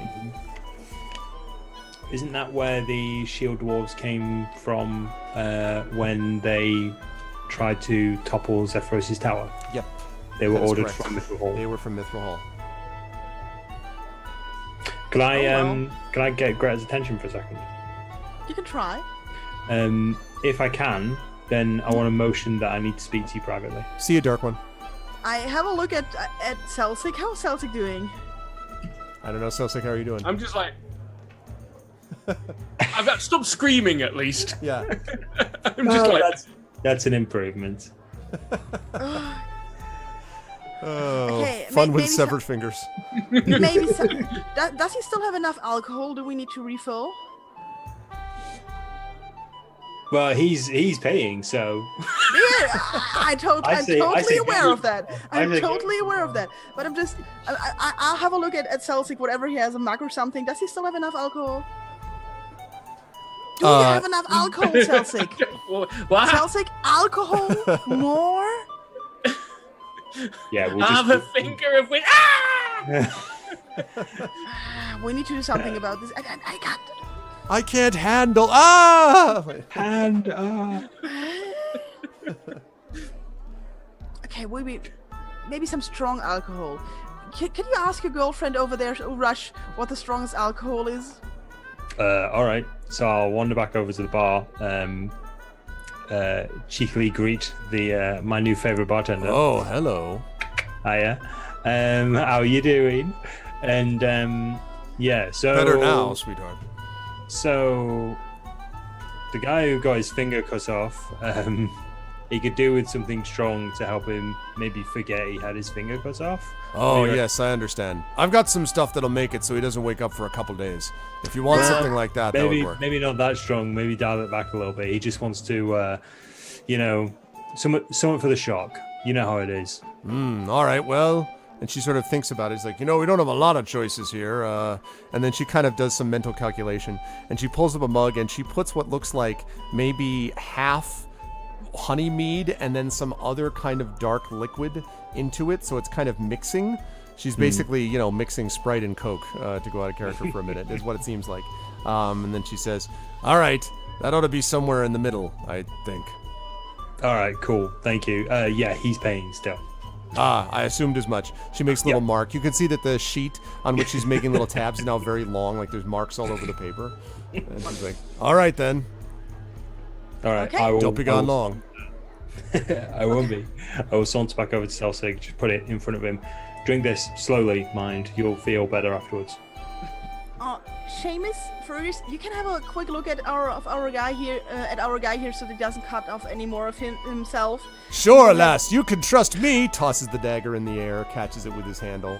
Almost drops it. Leaning back on his chair. That is great. Do you know about the importance of healing? And he says, this isn't some kind of religious deal, is it, lass? Because Well, if it's something that heals, right. doesn't matter where it comes from. yes, and he says, healing's a good thing, I guess. Work Yes, for your. thank you. That's all I wanted to hear. All right. Urash and I will see if we can get some rooms, and then we will come back and fetch our friend. Sounds good. See you. Celsig, are you drinking this in the meantime? I am, yeah. I need you to make a Constitution saving throw, please. Oh no. Sorry. I hate this party today. Just like Constitution. I hate this place so. Oh, All right, so that's actually not bad for no modifier. it's not terrible. but still. You drink this stuff, and so this has the taste of what seems like if you combined, as he tries to think without being someone who never drinks in his life, combine like Guinness with Goldschlager and then then wine, so it's I know what Guinness There's is. not What even is something nice Goldschlager? tasting to latch no, onto in that pretty mix. much not. It's just one of those ones where it's like the aftertaste is the beginning taste, and then there's just more aftertastes, like just doof, doof, doof, like one taste after the other. However, so you're like, oh god, good, and you're sort of like close to barfing. Then it feels like someone kicked you in the back of the head. If that is the alcoholic kick that has gone in, wow, like you're like, whoa, like all of a sudden the room is spinning and all that. And Seamus says, I wonder if she's giving you one of her concoctions again. What do you think, Fergus? Could be. I don't know whether he should be drinking that whole mug, Isn't he, smaller? Well, she's never been really good with proportions, he'll probably be fine. So, Celsig, you just pass out, just dead on the table. Like just Oh well. Okay. So anyway, you're not going to go anywhere. That's the good Now news. we need another thief. No, he's not dead. He's at least not yet. Okay. Starting to wish I was. Oh, you're alive. Oh, okay. Secretly in Discord, we were like, how do we get rid of Saber from the party? There's got to be a way. I just wake up to my party burying me. God damn it.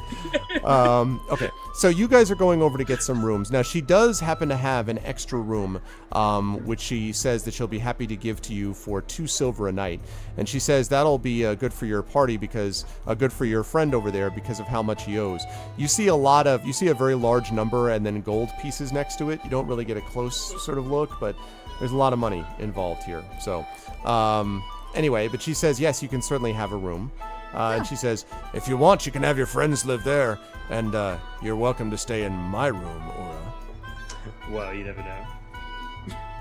And she kind of winks again, very obviously. Mm. And then she sort of, then she puts her That might hand be- up. That might be a very good idea. Just imagine now sleeping in a room with a screaming Celsig who's vomiting. Go ahead, Urash. Seems to be good, but let's inspect the room first and put our things down. It looks like Greta's not getting a good night's sleep again. Oh man. Okay. So she gives you the room, and if you guys go to inspect it, you will find that this is definitely they didn't. This is not a luxury hotel. I mean, definitely this is not the Waldorf Astoria or the equivalent. This is definitely like peasant lodgings in Baldur's Gate, if you were going to use those. But that said, it does seem to be reasonably clean. The beds are Spartan but functional. And actually the pillows are reasonably soft, sort of surprisingly so. And there is a small kind of smoldering fire, maybe a fire is a little dramatic for what this is, in the fireplace. And there's a little nightstand and that sort of thing, a couple of wash basins and stuff like that are nearby. Okay, cool. So Greta and I are in the room, yeah? Yep. So you are now there, sitting on the beds. Awesome. I grin at you. Let's hope she doesn't get jealous. Oh, don't worry. I wouldn't worry too much about that.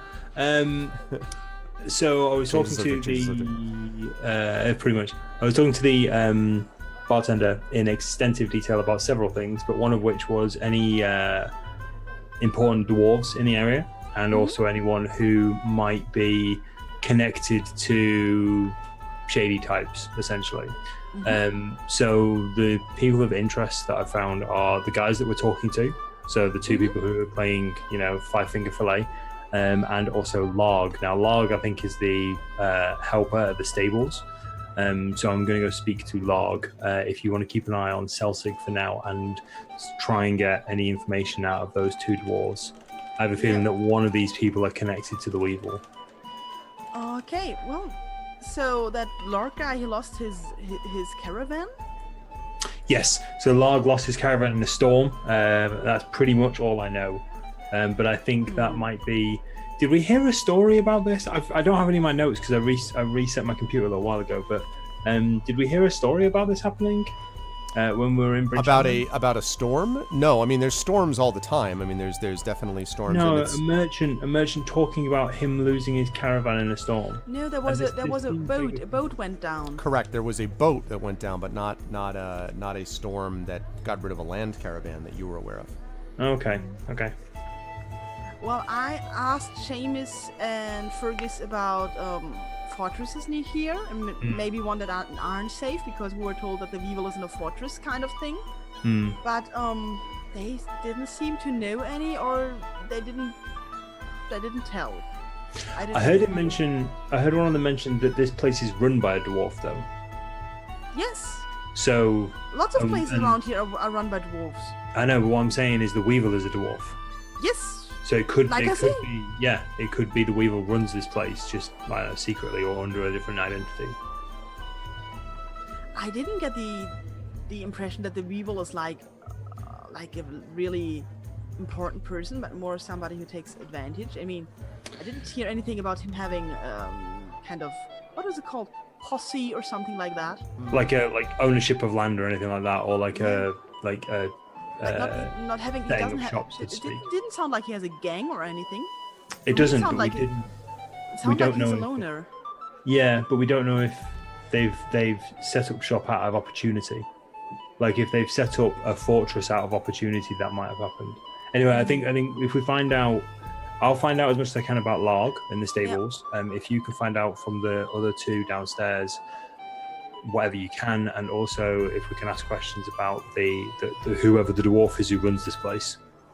Okay, let's do that, and then All right. I might need some help from you to get Celtic up here. Yeah, absolutely. Okay. All right, cool, good plan. All right. So now, are you guys going to bed down for the night, or No. are you? Okay. No, I'm gonna go find We Larg. just let Celtic is still down there. We Yeah, can't. he's we're gonna unconscious just downstairs. leave. He's also just- not conscious, and Yeah, I'll leave you there. No, I'm definitely going to go and see if the stable guy is still there, if Larg is still around. okay. Okay, I go down and will find Celtic unconscious. Okay. Yeah, you see that Fergus and Seamus are there sort of chatting it up, seemingly paying no attention to Celsig, who is down face first on the table. You can see like there's some drool coming out of his mouth. The mug is sort of tipped, like leaning against his ear, basically. So there's there with his hand still kind of on it, and he's snoring loudly. Okay, snoring is good. He's not breathing. No, he's Yeah. If he snores, he's breathing. Yes. You can't like snore without breathing. It doesn't work. Okay, so I will try to make him a little bit more comfortable there. Maybe like take his cape and fold it into a little pillow and put his head on there. okay. And then I will order another drink on his tab, and we'll sit down to talk to Fergus and Seamus and wait for Rush to come and help me get. All right, sounds Celtic up good. to the room. So let me jump quickly to Celsig. You're unconscious. Now let me jump to Urash. There's not much going on there. No dreams, just a dreamless blackout, liver punched in the side type of thing. Okay. So meanwhile, Urash, you have gone back out to the stables. And again, the human is there up front and sort of looks at you like with an eyebrow raised as you come close. And you're done already? No, not quite. I wanted to speak to Larg if he's around. Oh, well, he's back there, and he jerks his thumb, his left hand with his thumb outstretched over his shoulder. I don't know why you want to talk to him, though. He's pretty quiet. Well, that's okay. I just wanted to have a quick word with him, if that's okay. And he says, all right. Don't keep him long, though. He's got work to do. No, I won't. I understand that. So I'll move past the guy in front of me and see if I can get towards Larg. Okay. Larg is in the back stable. You can see that the two horses have been tied up in a couple of the stalls closer to the door. And in the back, he's in the process of what looks like laying down fresh hay. And as you come up, he's doing that. He doesn't notice you at first. Hey, you Larg? He says, who wants to know? My name's Ura. I'm a traveling adventurer, and I hear you've got a bit of a story to tell. I heard from inside that you've got a bit of a story that happened to you before you came here. He says, I've got a story to tell, but I don't tell it to everyone. Who wants to know? So I'm looking, or I have interest in finding a certain person, and I think you either may know this person or you may have crossed paths with them in the past, or you may be the sort of person who has heard of this person before. I'm looking for a man called the Weevil. Make an insight check for me, please. Insight. Yeah, so to speak, X5. Okay. 13. Get in. That felt good. So when you say the Weevil, you don't notice any real reaction. Like he doesn't go, "Huh," and like stumble back, or anything like that. But you see him sort of pause for a minute as he's laying things down, laying down the hay, and then he goes back to it and says, "No, I haven't heard about him, but there's a lot of crazy names that come through this place. You might want to ask Arstaska. She knows a lot more about this than I do." Arstaska's the barmaid, right? Yeah, her name is actually Arzastra. I just like to mispronounce it because there's a million names just like that. So Arzastra, that's actually the name. Well, funnily, I was asking her, and she pointed me in your direction. And he says, "She did she?" Mm. And he sort of shakes his head. Yours and a couple of other people's, but I don't know, something about this story you've got of a caravan and a storm and, a house landing on a witch. And he says, "I don't much like to talk about it. It was a storm, and I was the only one to survive it. We were hunting a red dragon in the Valley of Kedron, and, well, I was the only one that made it out. Now I'm reduced to doing this." And he kind of throws the straw down angrily on the floor. "Can't believe it. You'd think that I would be meant for greater stuff than this, but instead, this is the kind of thing we get." I'm sure you are made for great things. Why were you hunting a red dragon? Was it for sport? He says, "Maybe. I think a better question is why you're asking me all these questions. Why exactly are you so interested in someone else's business?" You notice that he's not making eye contact with you. He just keeps looking down at the, like throwing down the hay. Okay, so I'm going to go stand closer to him and kind of lean against the nearest wall so that he's very aware that I'm there rather than me just kind of stood in the entranceway. Okay. So, I don't know, stories of my life, blood friend. I'm from the north. I'm from Vassar, so we have snow, stories, and necromancers. That's pretty much what we've got. I like stories. I like hearing about people's adventures. And he says, "There's a lot of people inside that inn that could tell better stories than I could. I don't know why you'd spend your time on a useless, down-on-his-luck dwarf when you could spend your time with people that are actually doing adventuring. My adventuring days are over." Okay, I'm going to lean in very slightly. I think if I have to word this without it sounding intimidating. Okay, I'm going to lean in a bit. Because for someone who's been through a real adventure and seen real conflict and real pain, they'd be out here. Whether down on their luck or not, the people in there boast, exaggerate, elaborate on things, lie, just to make themselves sound boastful. People like you and me, who've seen actual adventures, this is where you find these people. So I want to know the real adventures that have happened around here. And he sort of looks up at you for the first time, still doesn't really make close eye contact with you. And he says, "I appreciate the compliment, but I think you might be overvaluing me a little bit, friend. It was partially my fault. If it wasn't for me, maybe my party would still be alive now instead of, well, lying the way they are in that valley." And he Dragon goes back hunting's to a going. dangerous business. He said, "I know. We should never have done it. I knew there was a mistake to be made." So, what if I could convince you to give me your story? He says, Be it. "Convince you? Yeah. Or convince me, sorry." So what if I'm gonna hold out a gold piece?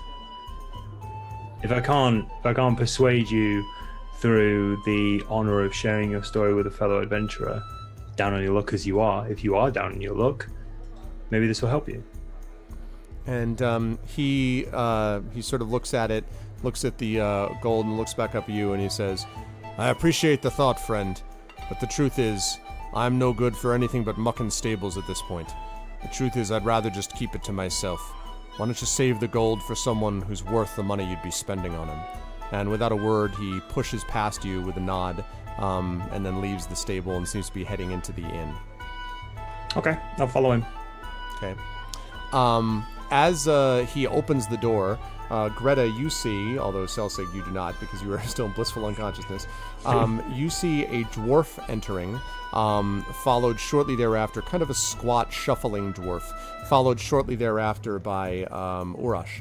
who looks around and, sort of sees him. And he goes basically right to the stairs and goes up the stairs. The dwarf or Urash? The dwarf. Urash depends on what Urash wants to do. Does Greta see me as I walk through the door? Yes. Yes. Okay, Hard I to miss make you. I make a kind of nodding head motion to the dwarf going up the stairs, so she knows that's the person I was talking to. Okay. I look at Urash and do like a questioning look, like, and then nod towards the dwarf to like, and point to myself, like, shall I talk to him, or because I don't know how the talk went. I'll shake my head for now. Okay. So I turn back to Fergus and Seamus. Okay.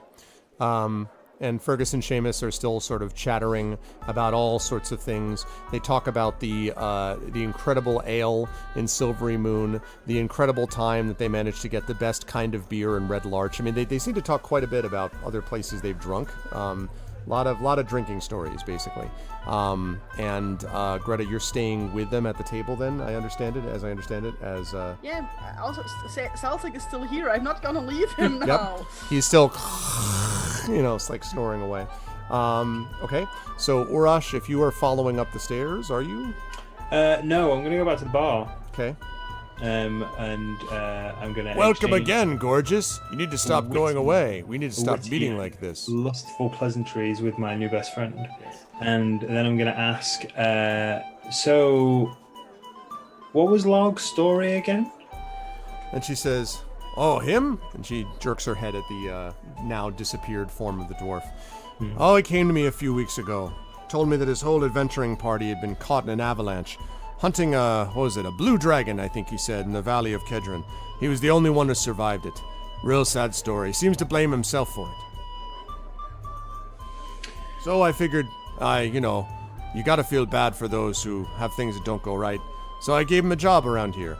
Cleaning up, that sort of thing. He's quiet and keeps to himself, but he does the work I ask. All right, that's good. I like that. I'm going to slide the gold coin across to her. That's for anything he needs, drink, food, anything like that, additional to whatever you normally give him. He said, all right, do you want to move this towards your tab? Because right now your friend is about 50 times more than this, maybe. We'll see. That's his problem. This is all right then. This is basically for him. I don't like the idea of adventurers' stories cut short through accidents and through misadventures. So, I mean, you're already looking after him, which is nice. And I've asked him for his story. I've asked him to talk to me about it, but he won't. So the least I can do is make sure that he gets a few extra drinks. Well, that's mighty honorable of you. That's what I would expect from someone like you. Kind of person who puts his honor and his muscles first. And while you're at it, why don't we share a drink together? She says, sure you thought you'd never ask. And you've got some of those wonderful scars. she pours out a mug of just the black liquid. Remember that she mixed before this honey mead and the black liquid that she brought to Zelsig? This is just the black liquid. Constitution save coming on. What's that? I can feel a constitution save coming on. Yep, and she puts it in front of you and she says, all right, guests always go first. All right. Yep. So I take a big old mouthful. Yes, I need you to make a constitution save, please. Oh, of course you do. Saving throw, constitution. Thank God I have a tick in that box. If he crits, I'm rage God, quitting. I have a tick. God No, not damn. crit, just a 24.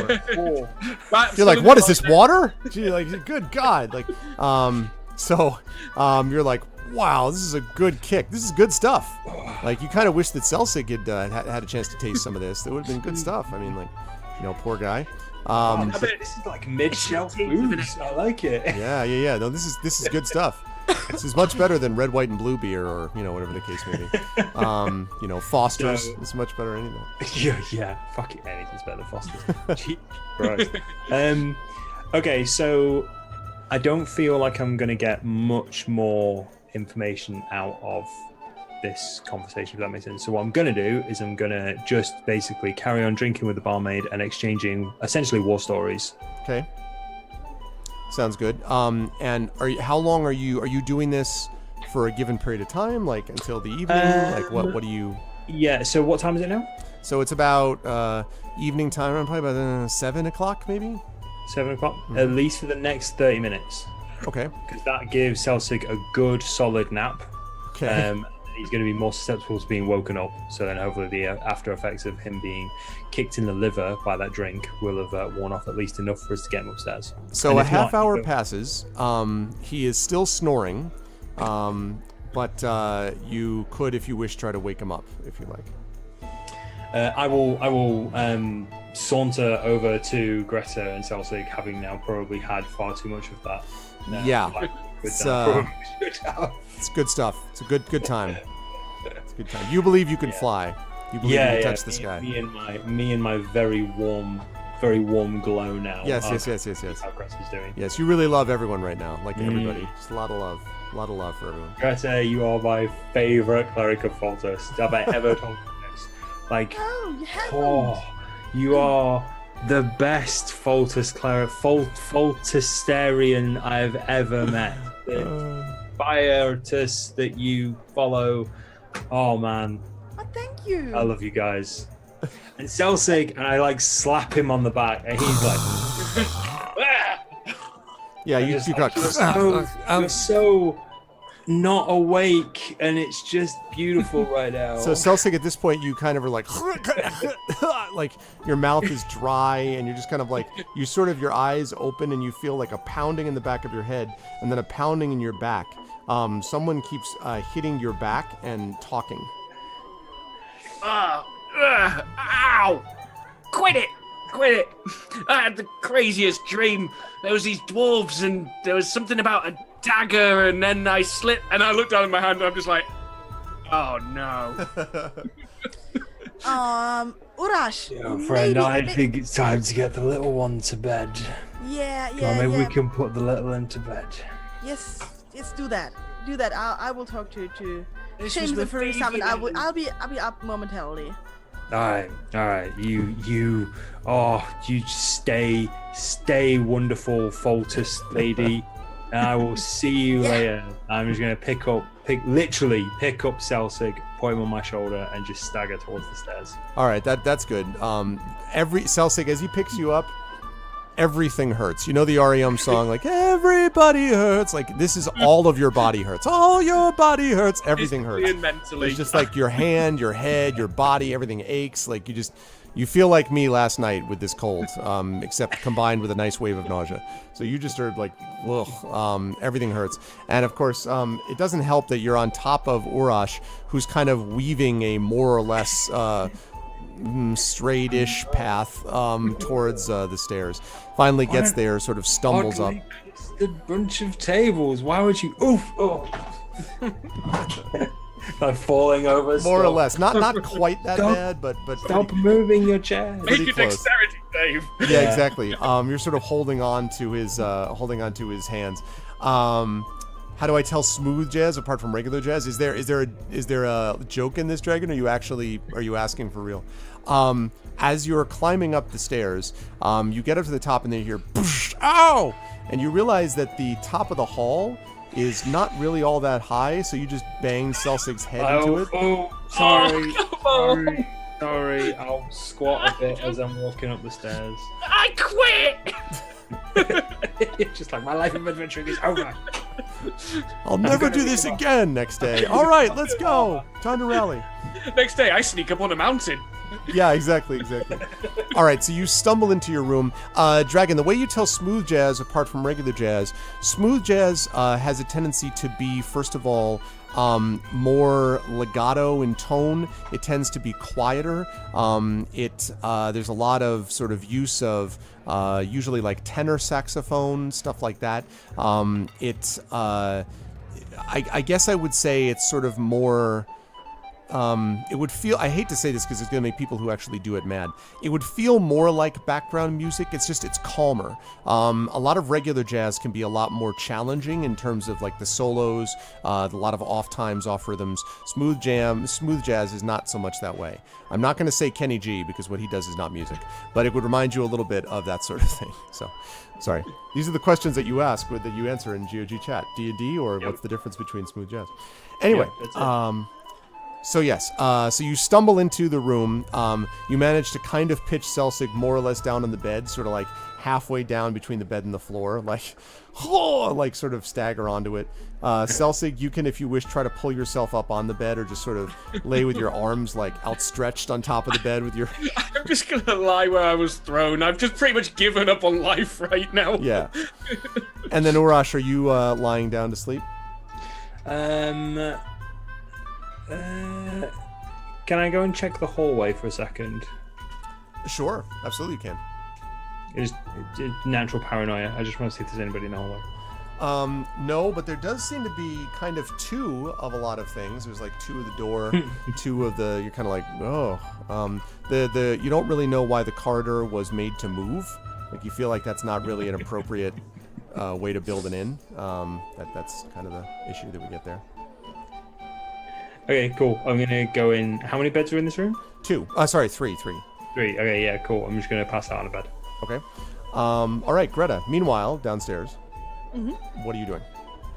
I'm going to be a little bit more direct. I'm gonna order some more drinks on Celtic's tab, and Seamus, first, I have heard about a bandit in this part, and by the name of the Weevil. Have you heard of him? The Weevil, and they sort of The look at each Weevil. other. I've heard of the woodchuck, the groundhog, the hippogriff, the basilisk. I don't think I've heard of the Weevil. Well, there was Wevel back then. Oh, yeah, Wevel. I know. Wait a minute. No, not Wevel. You might be talking about Warville. Oh, yeah, Warville Forkbeard. That one. He's a wanted criminal, lass. Actually, they've been trying to find him down in Longsaddle. There's wanted posters all over the place for him. Why do you want to get a hold of him, other than the money? It's a lot of money, I know. He stole something from somebody, and that person asked us to see if we can find that item again. Well, if it's Warville Forkbeard, he'll have stolen more than one. He'll have a whole lot of things that he stole and a whole lot of hard times finding it. He's shifty, that one. Clever. And I hate to say it, he's one of us. Aye, Fair Fergus says. He's one of the dwarves. That dishonorable sot. If he was here, I'd... And he just drinks some mead. That's what I do. Okay. Well, maybe I would also need to do something like that. He says, yes. Usually I find any problem can be solved with a little more drinking. Still, I would like to try to find that item again. So could you maybe point me in the right direction to this Warville guy? Oh, I wouldn't have any idea where to find him, lass. He's legend, he is. I mean, he could be anywhere. How is it- Why, how you is think it- he's here? How did he get so legendary? Well, you see, he's a master of disguise. He has a tendency to, figure out a way. Not just physical disguise, mind you. It's the way that he explains things, the way that he talks about himself. It's just hard to figure. Why, it could be one of us! And all of a sudden, Fergus looks at Seamus. Wait a minute. Maybe you're Warville.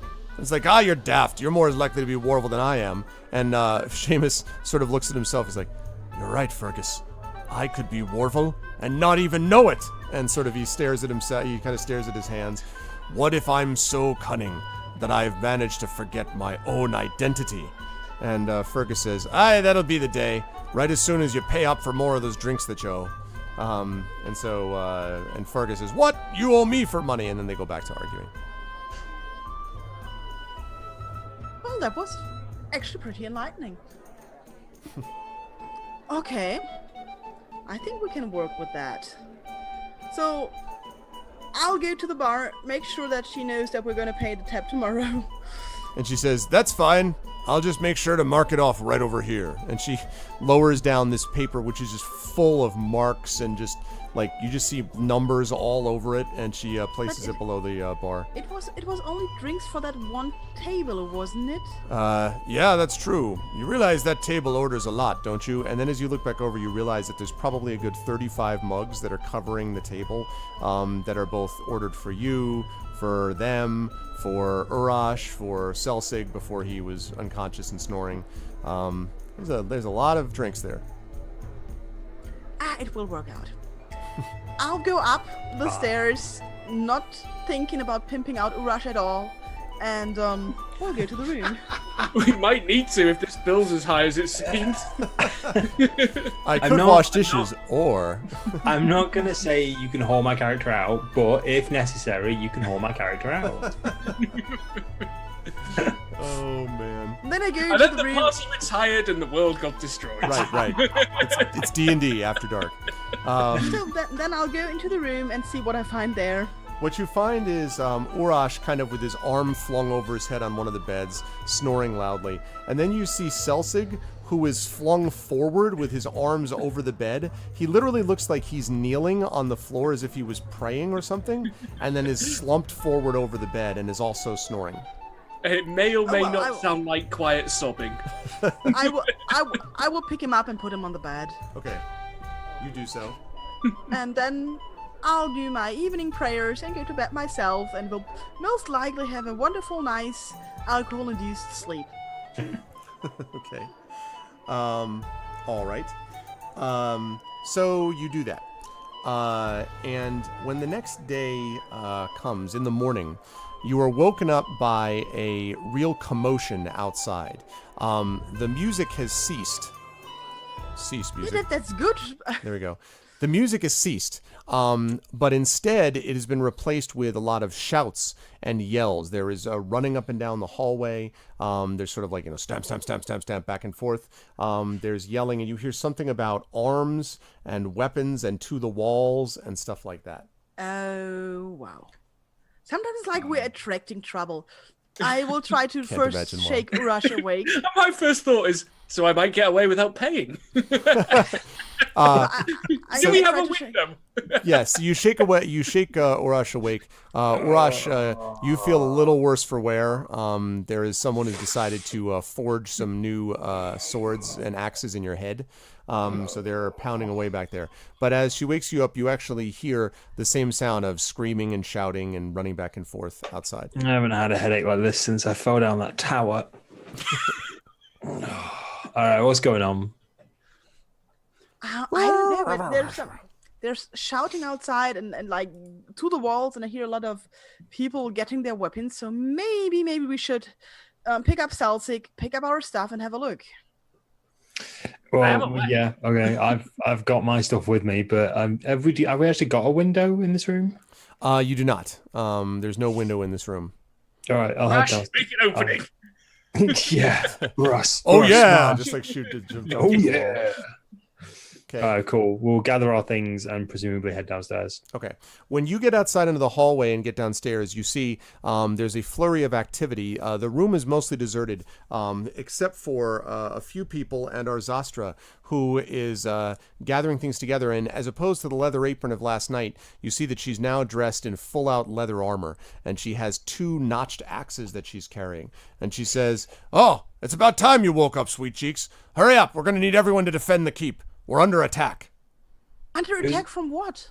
And she says, "Come see for yourself." And she runs to the front door of the inn and opens it and leaves. I'm straight after her. I'm straight after him because he's much taller than me. If something hits him, it's not hitting me. So inside, you hear this ringing bell. The ding, ding, ding, ding, ding, ding. That's just my hangover. Yeah, exactly. It seems to go right in tune with the pounding in your head. But you actually, as this bell is ringing, you hear that it's coming from the inside of the keep.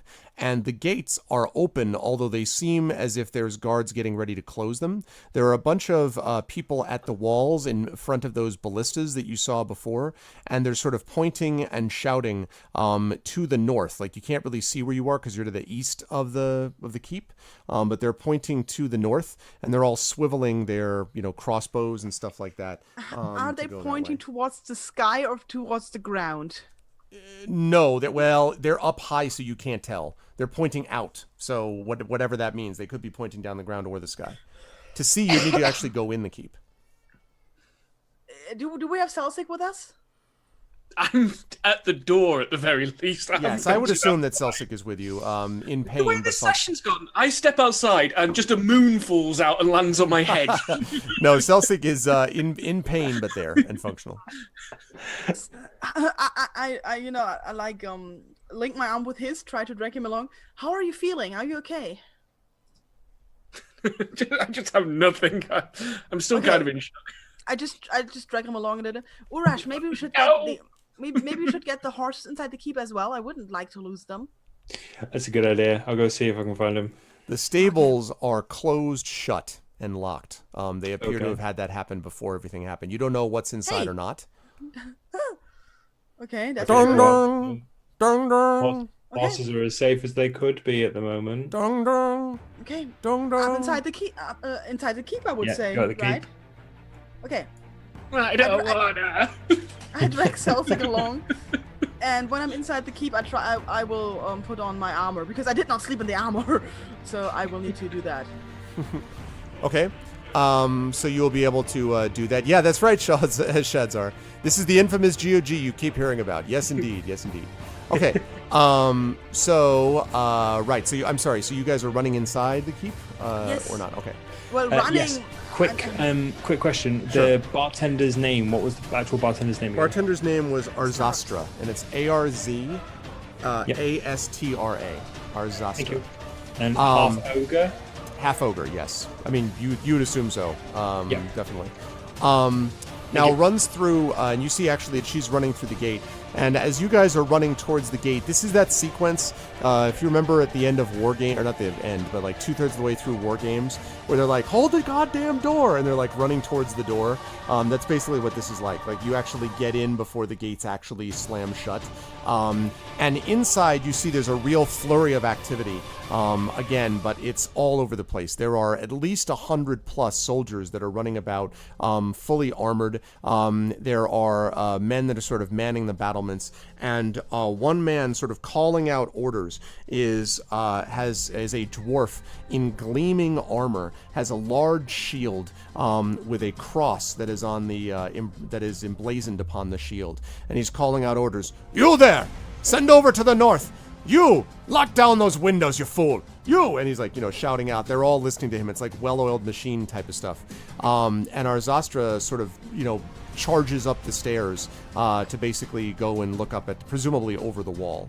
You could do the same if you wish. Inside, it's hard to see anything. I would definitely do the same. Okay, so as you climb up to the top, you can see what looks like a giant, probably a frost giant, that is approaching, and they're actually approaching from the northwest. So basically, I'll show you where the. I should actually write this down here. Let me show you. So, where's my text at?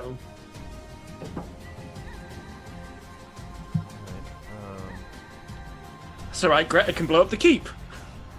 Sure. Do they have a tower that doesn't look very good? Do they have any bits that may need repoint? Decorative? How do you say that? Decorative? Decorative. Decorative? No, like Oh, nearly like broken down. deprecated. Decrepit. Oh yeah, Decrepit. there you go. Thank you. That word, whatever it was. Okay, let's see. So do they have a dedicated what now? No. Decrepit. Anything decrepit that might look like it could be Oh. blown up and not missed. Well, we will see. They're probably a little too far away from right now. So I just lowered, I just put down where Xantharl's keep is. You can see it off to the west of the road. They seem to be coming from up here. Now, it's not quite as close to the crags. Let me lower it a little bit farther. It's farther from the crags than that. So they're coming from about here is what it looks like. There is a frost giant coming from the northwest. And behind the frost giant, you see what can only be described as a small army. There are a bunch of goblins. There's at least 10 larger, brutish-looking goblins, maybe hobgoblins, and then 5 ogres that seem to be alongside, heavily armored, and they are carrying something, which I'm going to tell you about in a minute. Quick, summon Gleek. Grund. Exactly. Summon Gleek. Summon. I want that as a spell. Summon Gleek. Summon Gleek. Let's see. Equipped with. Jeez. There's actually a section. I can't say what this is I'm looking for, but once I find it, I'll tell you. And You'll see why this is silly that they're asking me to look for this. Absolutely silly. To find out what the ogres are carrying, please turn to section 42 of the book. Here we go. Okay, this is what we got. Descriptions in a loot box. What they have here. Oh, there's a picture. I've got to find this thing. Okay. What they have is basically what looks like, as they get closer, some heavy metal contraption that is strapped to a leather harness on the ogre's back. And it looks like sort of there's some kind of spiked ball in one portion of that metal piece. And let me see if I can actually find a picture so I can describe it. He's got a backpack with a morning star. That's sort of what it. Yes, more or Yeah, less. I've got a sneaking suspicion what it could actually be. All right, I'm going to put this you're up a heavy on. metal fan, so you would know. Exactly. This is very metal, like very metal. Okay, I'm going to show you guys on Roll20 in just a minute. Sorry, on OBS, what this thing looks like. All right, and then this. Right. Okay, it is now up there. This is what you see. Waiting for that. Oh, Yeah, so I know, sweet. that powerful delay. Oh, yeah. That's more or less what I was expecting, yeah. There. It looks kind of like What a is- portable like trebuchet or something, like a sling on the back Stole of the rock launcher idea. it. Yeah. And so they are. It's Wait, kind of what- a what- show what- of force, basically. I need to make it this bigger. On a full screen now, because this is so small on my screen. Oh, is it? It looks like it's like some kind of rodent. Well, let me here. I'll. Mecha rodent. There you go. Squig launcher. Yeah. All right. Okay, so proper, like, invasion siege weaponry. Yeah, it's Alright. a walking siege weapon, I guess. Sort of. At least that's kind of what it seems like. It's a walking goblin launcher. And he has like people on his back as well. So, No, it's more this sort of metallic backpack that he's got on his back that he's got with him as he goes. Oh well. quick head count. How many people were there again? 1 frost giant, 5 ogres. And probably, I mean, 40, 50 goblins maybe? 50 goblins. Is that including hobgoblins? No, there's another 10 of those. 10 hobgoblins. This is a pretty good sized force. I mean, not enormous, but the hobgoblins, the ones that are in the front, the 10 hobgoblins, form this kind of phalanx in the front of the group. The frost giant is right behind them, you can now see. And then the ogres and goblins are all kind of bumping into each other and so forth as they are walking forward, kind of bringing up the rear. And the dwarf, the sort of impressive looking dwarf, says, "Aye, wait, lads. Wait till they get a little bit closer, and then we'll see what happens with those metal beasts."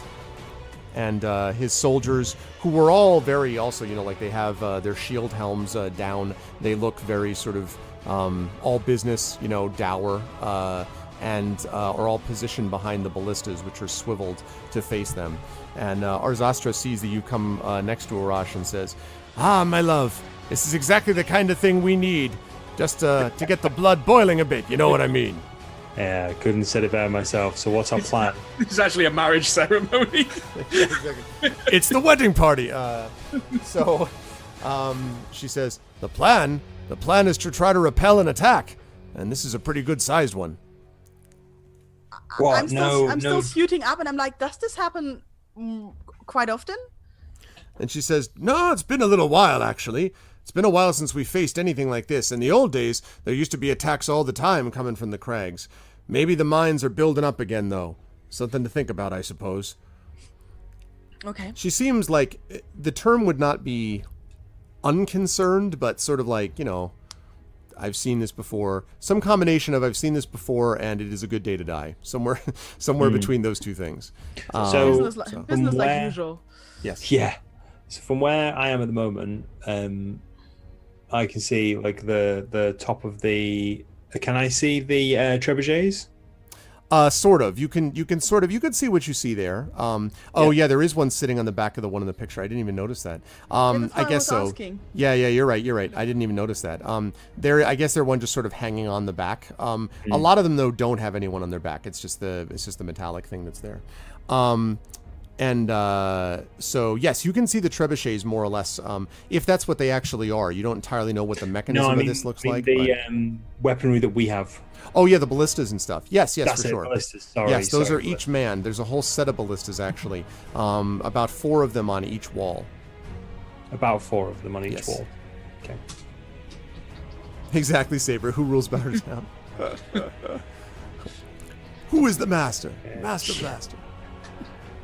Okay, I'm going to point to the ballistas and ask Ozastra, is this what we've got, or is there anything else up the Lord's sleeve?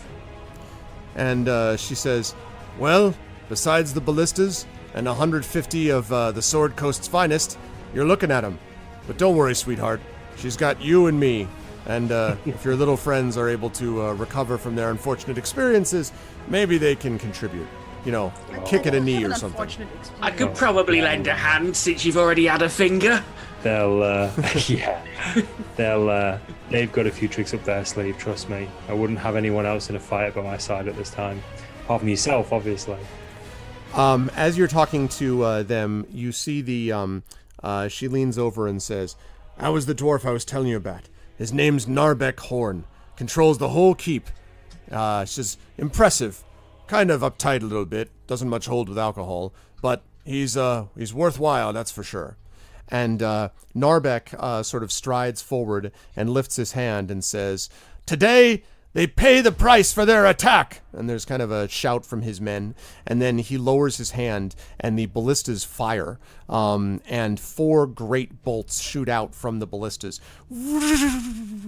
And then strike. And they strike actually through several goblins. One of the hobgoblins is killed. They strike through some of the goblins as well. There's sort of a yammering and screaming and then shouting. And then the army goes from a walk into a run. And now they are just doof, doof, doof, doof, doof, doof, doof, as they are closing in. What do you guys want to do? I'm going to turn to Narbeck Horn. Say, "Greater Golden Fire, Cleric of Foltus. How can I be of assistance? I have some healing and some fire up my sleeve." You were saying this to Narbeck? Narbeck Horn, yes. Okay. He says, "All I can ask you to do is to make sure that you keep people as healthy as they can be. But I don't have time to talk now, lass. We've got an attack coming in. Make yourself as useful as you can." And he sort of storms off, starts raising his hand. You can see that the people are furiously reloading the ballistas, and there are these huge bolts that it takes 2 guys to actually take and place into the ballistas, and then 2 guys to crank, either side of it to like as they're like trying to reload it. It's slow, but you can see for yourself like the power of what there was when they did this. Quick question. Sure. Can I, from where I am now, can I reach one of the ballistas within a short amount of time? Yes, but they're all manned. They're all manned? Yes. Okay. I didn't know if with my increased strength I could They should be upgraded to half orcs. I mean, you could definitely talk to them and say, "Hey, I can help out," but like at the moment they are some dwarves, some men. Fine. If they've got it manned and they all look like they're working as a well-oiled unit, I'm not going to interfere. What I am going to do is I'm going to have a look to see where I could be the most use. So, like, if it's going to be on a wall at the outside, or in like the causeway, so to speak, from whenever the forces start getting through, wherever I could be the most help. Okay. All right. That sounds good. Greta, what are you going to, and Celsig, what are you folks going to do? Where are you going to position yourselves? I will see if I can find the ballista team that is shooting at the big guy. Okay.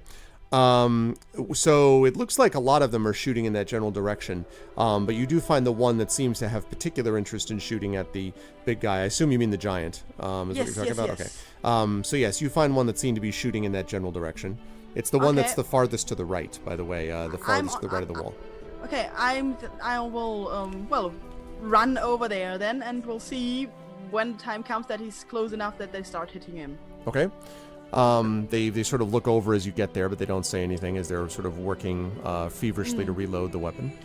And you can see a set of these large metal bolts down below them. Again, looking very heavy and large and so forth. An intro for this D&D, aside from being on GOG Comms channel, we could definitely do that. I would have to figure out. It was actually it was one of my mods that did the intros, and then it was actually Chrono Wolf who did the music. I imagine I could convince Chrono Wolf to do the music. Technically, I've been paying for the introductions, so I'd have to think about whether to do that for something like this. But maybe I can work some deal out. Yeah, it would be a good idea. It would be nice to have an introduction for these wonderful folks. Celsic, what are you doing?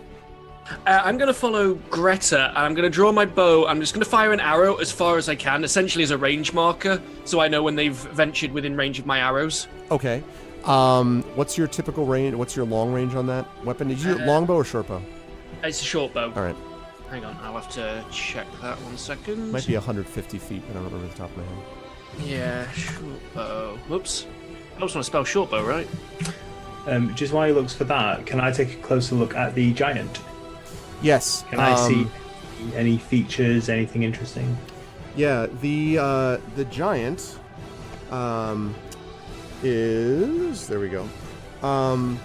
The giant looks to be... It is a male giant, clearly, with a white beard, bluish skin. You can see what looks like maybe a polar bear skin, kind of draped, like the head of the polar bear is literally around one of its shoulders, kind of leering at you.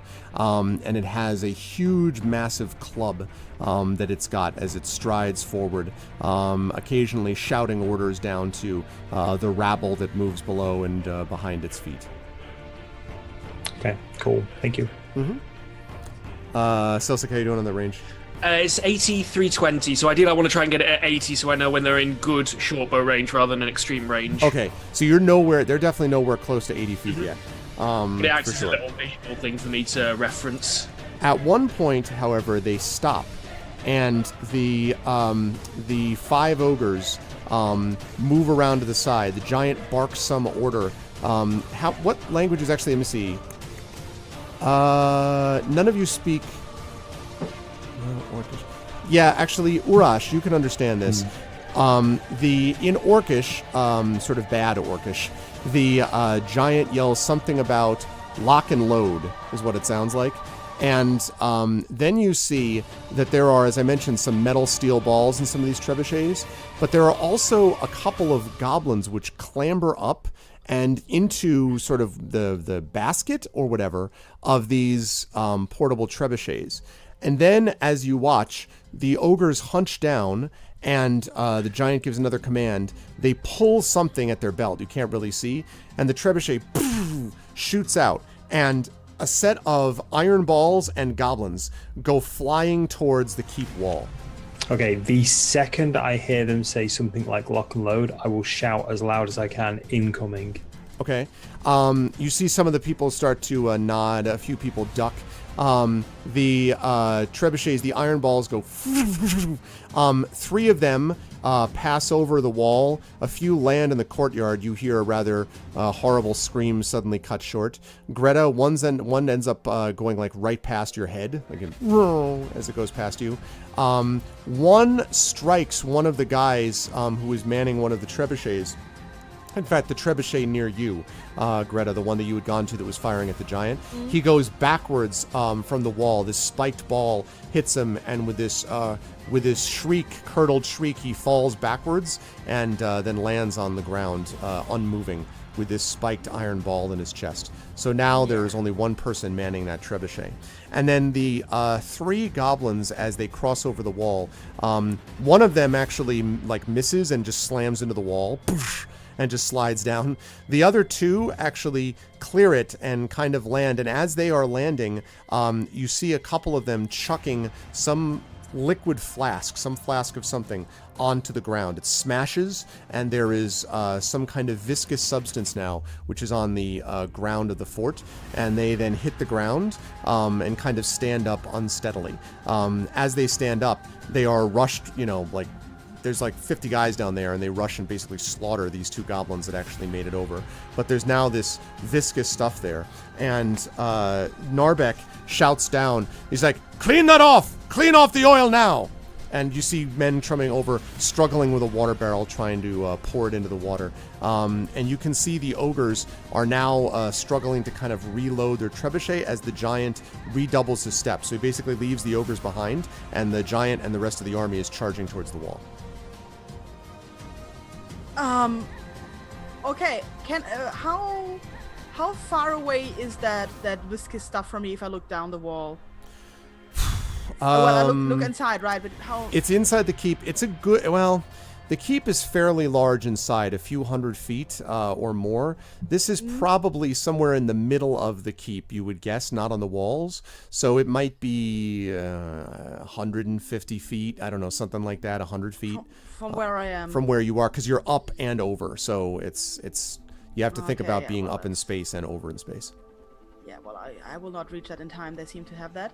So I will just nudge the person next to me like, reload and shoot! And And I will try to help. he looks at you and says, I can't do it with one man. So you're going to try to help? Can you do it? Can you? Yeah, I'm trying to help. So Okay. maybe you can do it with one woman. he says, I am no man. I am no man. So he says, all right, grab that handle then. And he's asking I grab you a to... handle. Okay, so go ahead and make a strength check for me. This is very heavy and very tight. Like you're Can I obviously assist? stretching it. You can if you wish to rush up and do it, sure. Yeah, Okay. I'll assist. So you run up and begin to do that. So what I'm going to do is I'm going to have Greta's going I to roll hope the this is strength the check. right- I hope Celsig, this is why the don't right you button. why don't you add a D4 to that? D4 coming up. Is that a strength check? Yeah, Nice. looks like it. Yes, it is. Okay. With Celsig's help, you begin to. Okay, sounds good, Chronowolf. Pulling it, like closing it.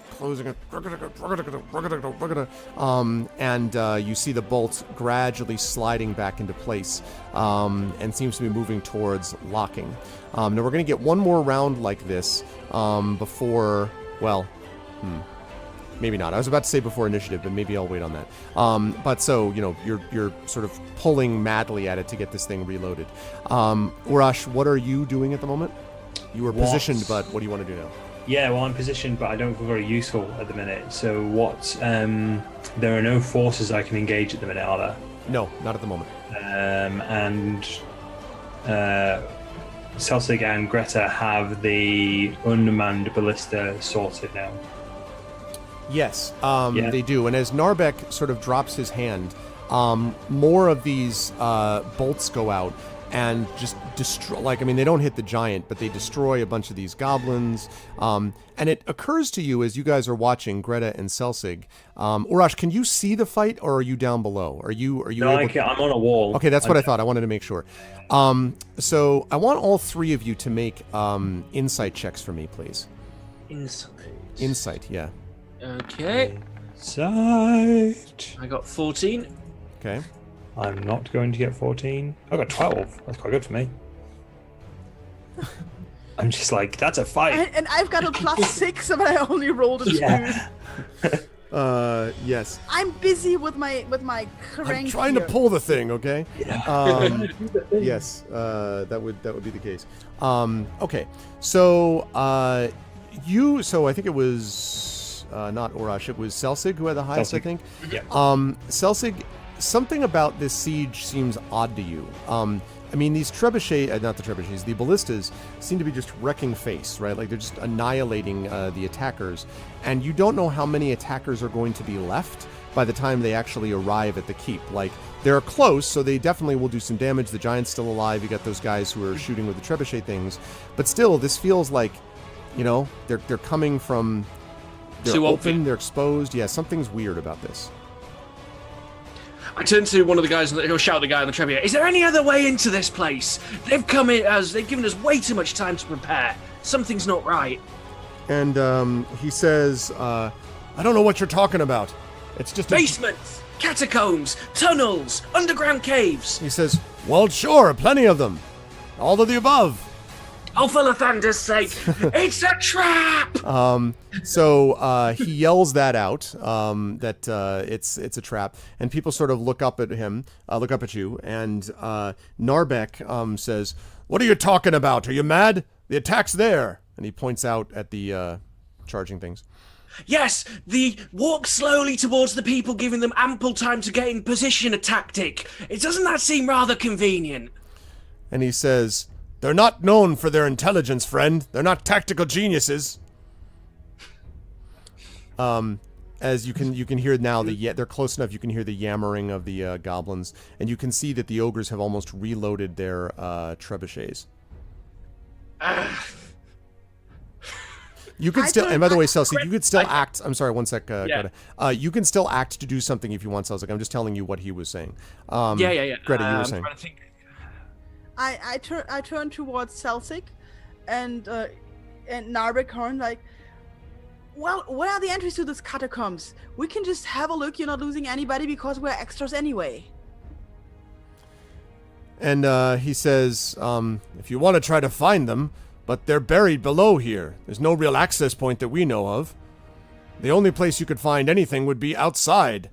I mean, most of them come from maybe the stables or the inn or something like that. Inside the keep, well, we haven't seen any opening to there in ages. So maybe they can just come from the opposite direction or anything, because I trust Celtic, and if his feeling says this is a diversion, then it is a diversion. He knows about diversions. We've seen goblin attacks before. They charge. They don't advance slowly. And Narbek sort of looks at you. Make a persuasion check for me, Celsi. Oh dear. Do it at +2. Okay, so that'll be +1 then overall. Yeah. Yeah. He's like, I don't know what kind of madness you're talking about, lad, but you might want to consider more about doing whatever it is you do on a normal basis. Why don't you leave the fighting to the soldiers? I literally go, right. Let's do that. Can I say something? Sure. I'll go to him. I agree with Celsic. This doesn't feel right. This feels too easy. Why send one giant? We were attacked at Bryn Shander by 6 or 10 giants. If you're going to level a city or a keep, you send more than one giant and some ogres. Plus, we've kind of led a goblin army. And he kind of he sort of stops for a minute and he looks at you and he says, "You mean you've had dealings with giants before?" Yeah, a couple of times. Where we fought them. We've travelled in the north. I pointed at Greta. She blew one up. Urash, make a persuasion check for me. You can do it at +2 also. 12. Okay. He sort of shakes his head. I don't know that I can delay and sort of send my men somewhere else. If it is some kind of a diversion or a trick, I don't know where to send them. Where's the other attack then? That's it. We don't know. That's what we're asking you. If you were going to attack us, if you would do a stealth diversion, where would you attack from, really? You know this area. And he thinks about it and he says, "Well, there's nothing else around here, east, west, south, or north. But I suppose if I were going to do something, I'd want them to come from, well, the way opposite where we are. The attacks coming from the northwest, they would be a diversion to the southeast."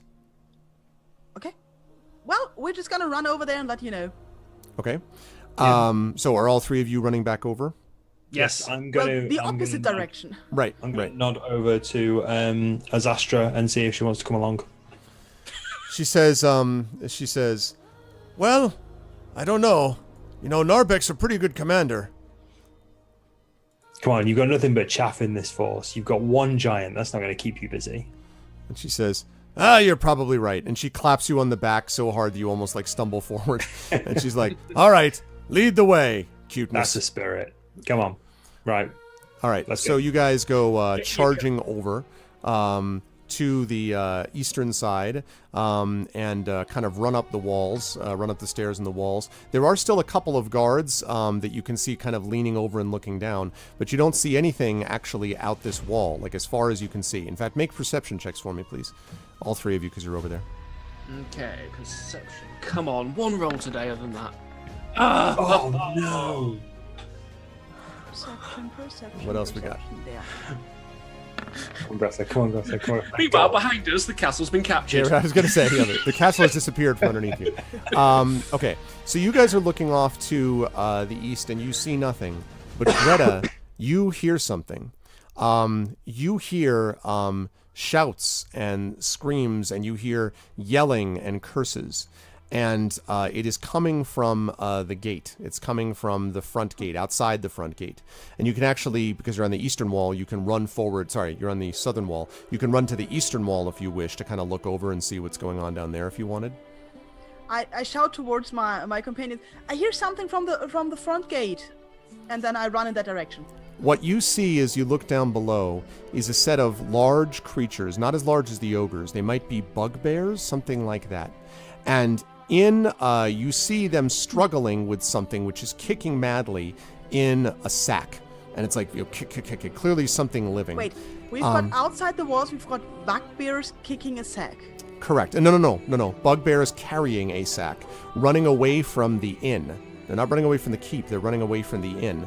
The door is open to the inn, and they are running, and one of them has on his back a sack, where something inside the sack is kicking madly, and the screams are coming from the sack. And after a moment, as you watch, you see the head of someone sort of peek up above the sack, sort of get their head free before they shove it back down. But you get Sorry, go ahead, Raj. So is there anything other than the two bugbears or two bugbear-like creatures? There are 10 bugbears. 10, 1-0. And no, there's none other but them. But as the bugbears are running away, bolting away at top speed, and you see that face sort of pop above, you can see that it's actually a bearded dwarven face. And Uraash, you recognize who this is. That is Larg that is being taken away. And as Greta, you're looking out, sort of staring over, you hear, "Well, I'll be damned." And you look over and you see Fergus and Seamus, who are sort of standing by you on the wall, kind of their eyes goggling as they look down. "If it isn't him himself, Warvel Forkbeard, and his friends have found him." Does his face look like the wanted poster we saw? Sure does. And with that, we are going to give this, I think we're going to end the session because Chrono Wolf is officially ready. So, good stuff. You guys were on top of that siege. You guys figured out that there was something wrong. Your boy the Weevil. Bugbear anyway. It's your boy the Weevil. Oh man, what a session. What a lot of fun. It was good stuff, although I'm sure Celsic thinks of it differently, perhaps. I'm sorry I couldn't do a better Second job. worst session since the poo pit incident. that was quite a time. Great job, guys. Let me work from down, moving back up now that Chrono Wolf is ready. Yes, I always like to leave a little bit of suspense, Crusader, just a bit, just a touch. I will silence this awesomely dramatic music because I love Enrique's music. It is Enrique. It's your boy Enrique. My boy Enrique. I will start with the gentleman down below who did a lot of good work today. He was James Bond, James Urash, as he was going through things. Good stuff today, Mike. Where can the fine people find you on the internets, and when will they see you next? So you should be able to find some of my past broadcasts and videos on youtube.com/screamingjoypad. If you follow me on Twitter, all of my happenings will go through Twitter. That's twitter.com/screamingjoypad, or basically Screaming Joypad wherever you want on the interwebs. It's always a pleasure to play D&D with you guys. It is always fantastic to play it on GOG. Don't forget to check out Arv's channel, twitch.tv/ArvandEleron, where we're also playing on Saturday night, Sunday morning, if you're UK time, where we're going to be playing the Infinity and Beyond stream. As always, absolutely fantastic. Thank you. And a lot of CSI stuff going on in that campaign as well. So we're going to have a full crew on Saturday. That's going to be a good time. So thank you, Mike. Excellent job tonight, as always. Thank you. Moving right on up the line, we have poor Darksaber, who definitely, in fairness, he did start this process himself. I mean, this was the beginning, but I loved a lot about that session, even though much of it was spent with you yowling in pain. So where will the fine people see you next, sir? Well, I stream regularly over on twitch.tv/darksaber2k, but I'll be right back here on GOG tomorrow at 9 p.m. UTC with the release stream for, let's make sure I get this right, Distant Worlds Universe, which is a 4X that was released today on GOG, and I'm looking forward to giving that a try. Good stuff. Nice stuff today, Saber. You handled that, I think, very well. Exactly as I would handle it if I had my finger cut off. Moving right along, the poor healer who was trying to do her best to regrow Wolverine style the finger. That was, of course, Pyron Jade is Greta. Pyron Jade, wonderful stuff today, as always. Where will the fine people see you next? I'm currently more on a streaming hiatus because real life is just too busy for streaming, but I, of course, will always make exceptions. And one of those exceptions might happen this Saturday on this channel. It's not 100% sure, but I would say it's like 75% sure. There will be a multiplayer stream of 9 Parchment with the Barony Chaos Troop, Ooh. which is Dark Saber, 8-bit, and myself. And I was already informed the game has friendly fire, so please keep on checking the schedule as soon as we are all sure that we can be there at the same time. So enjoy the session because they will never work together again in D&D after that. And so... So we really want to make this work, but we're all trying to get the evening off on Saturday to make the multiplayer work. Please keep checking the schedule, and then we'll see if it happens, but I really hope it does. Cool. Very good stuff today, Pyron. Really, as I've said, I every campaign that I play, I enjoy for different reasons. And the one that I've really enjoyed about this is the enthusiasm and the chemistry. There's really great chemistry among this crew.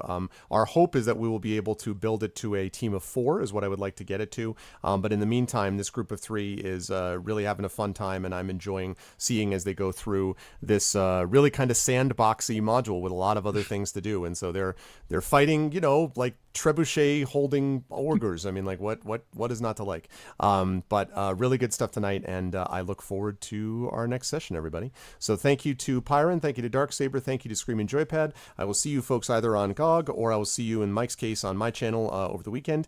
But guys, thank you so much. I'm going to close up shop and I'm going to let you guys go. So thank you. Chat, can we get some love for our players? And thanks so much, guys. Thanks, Ov. Thanks, everyone. Thank you. Boom. Okay.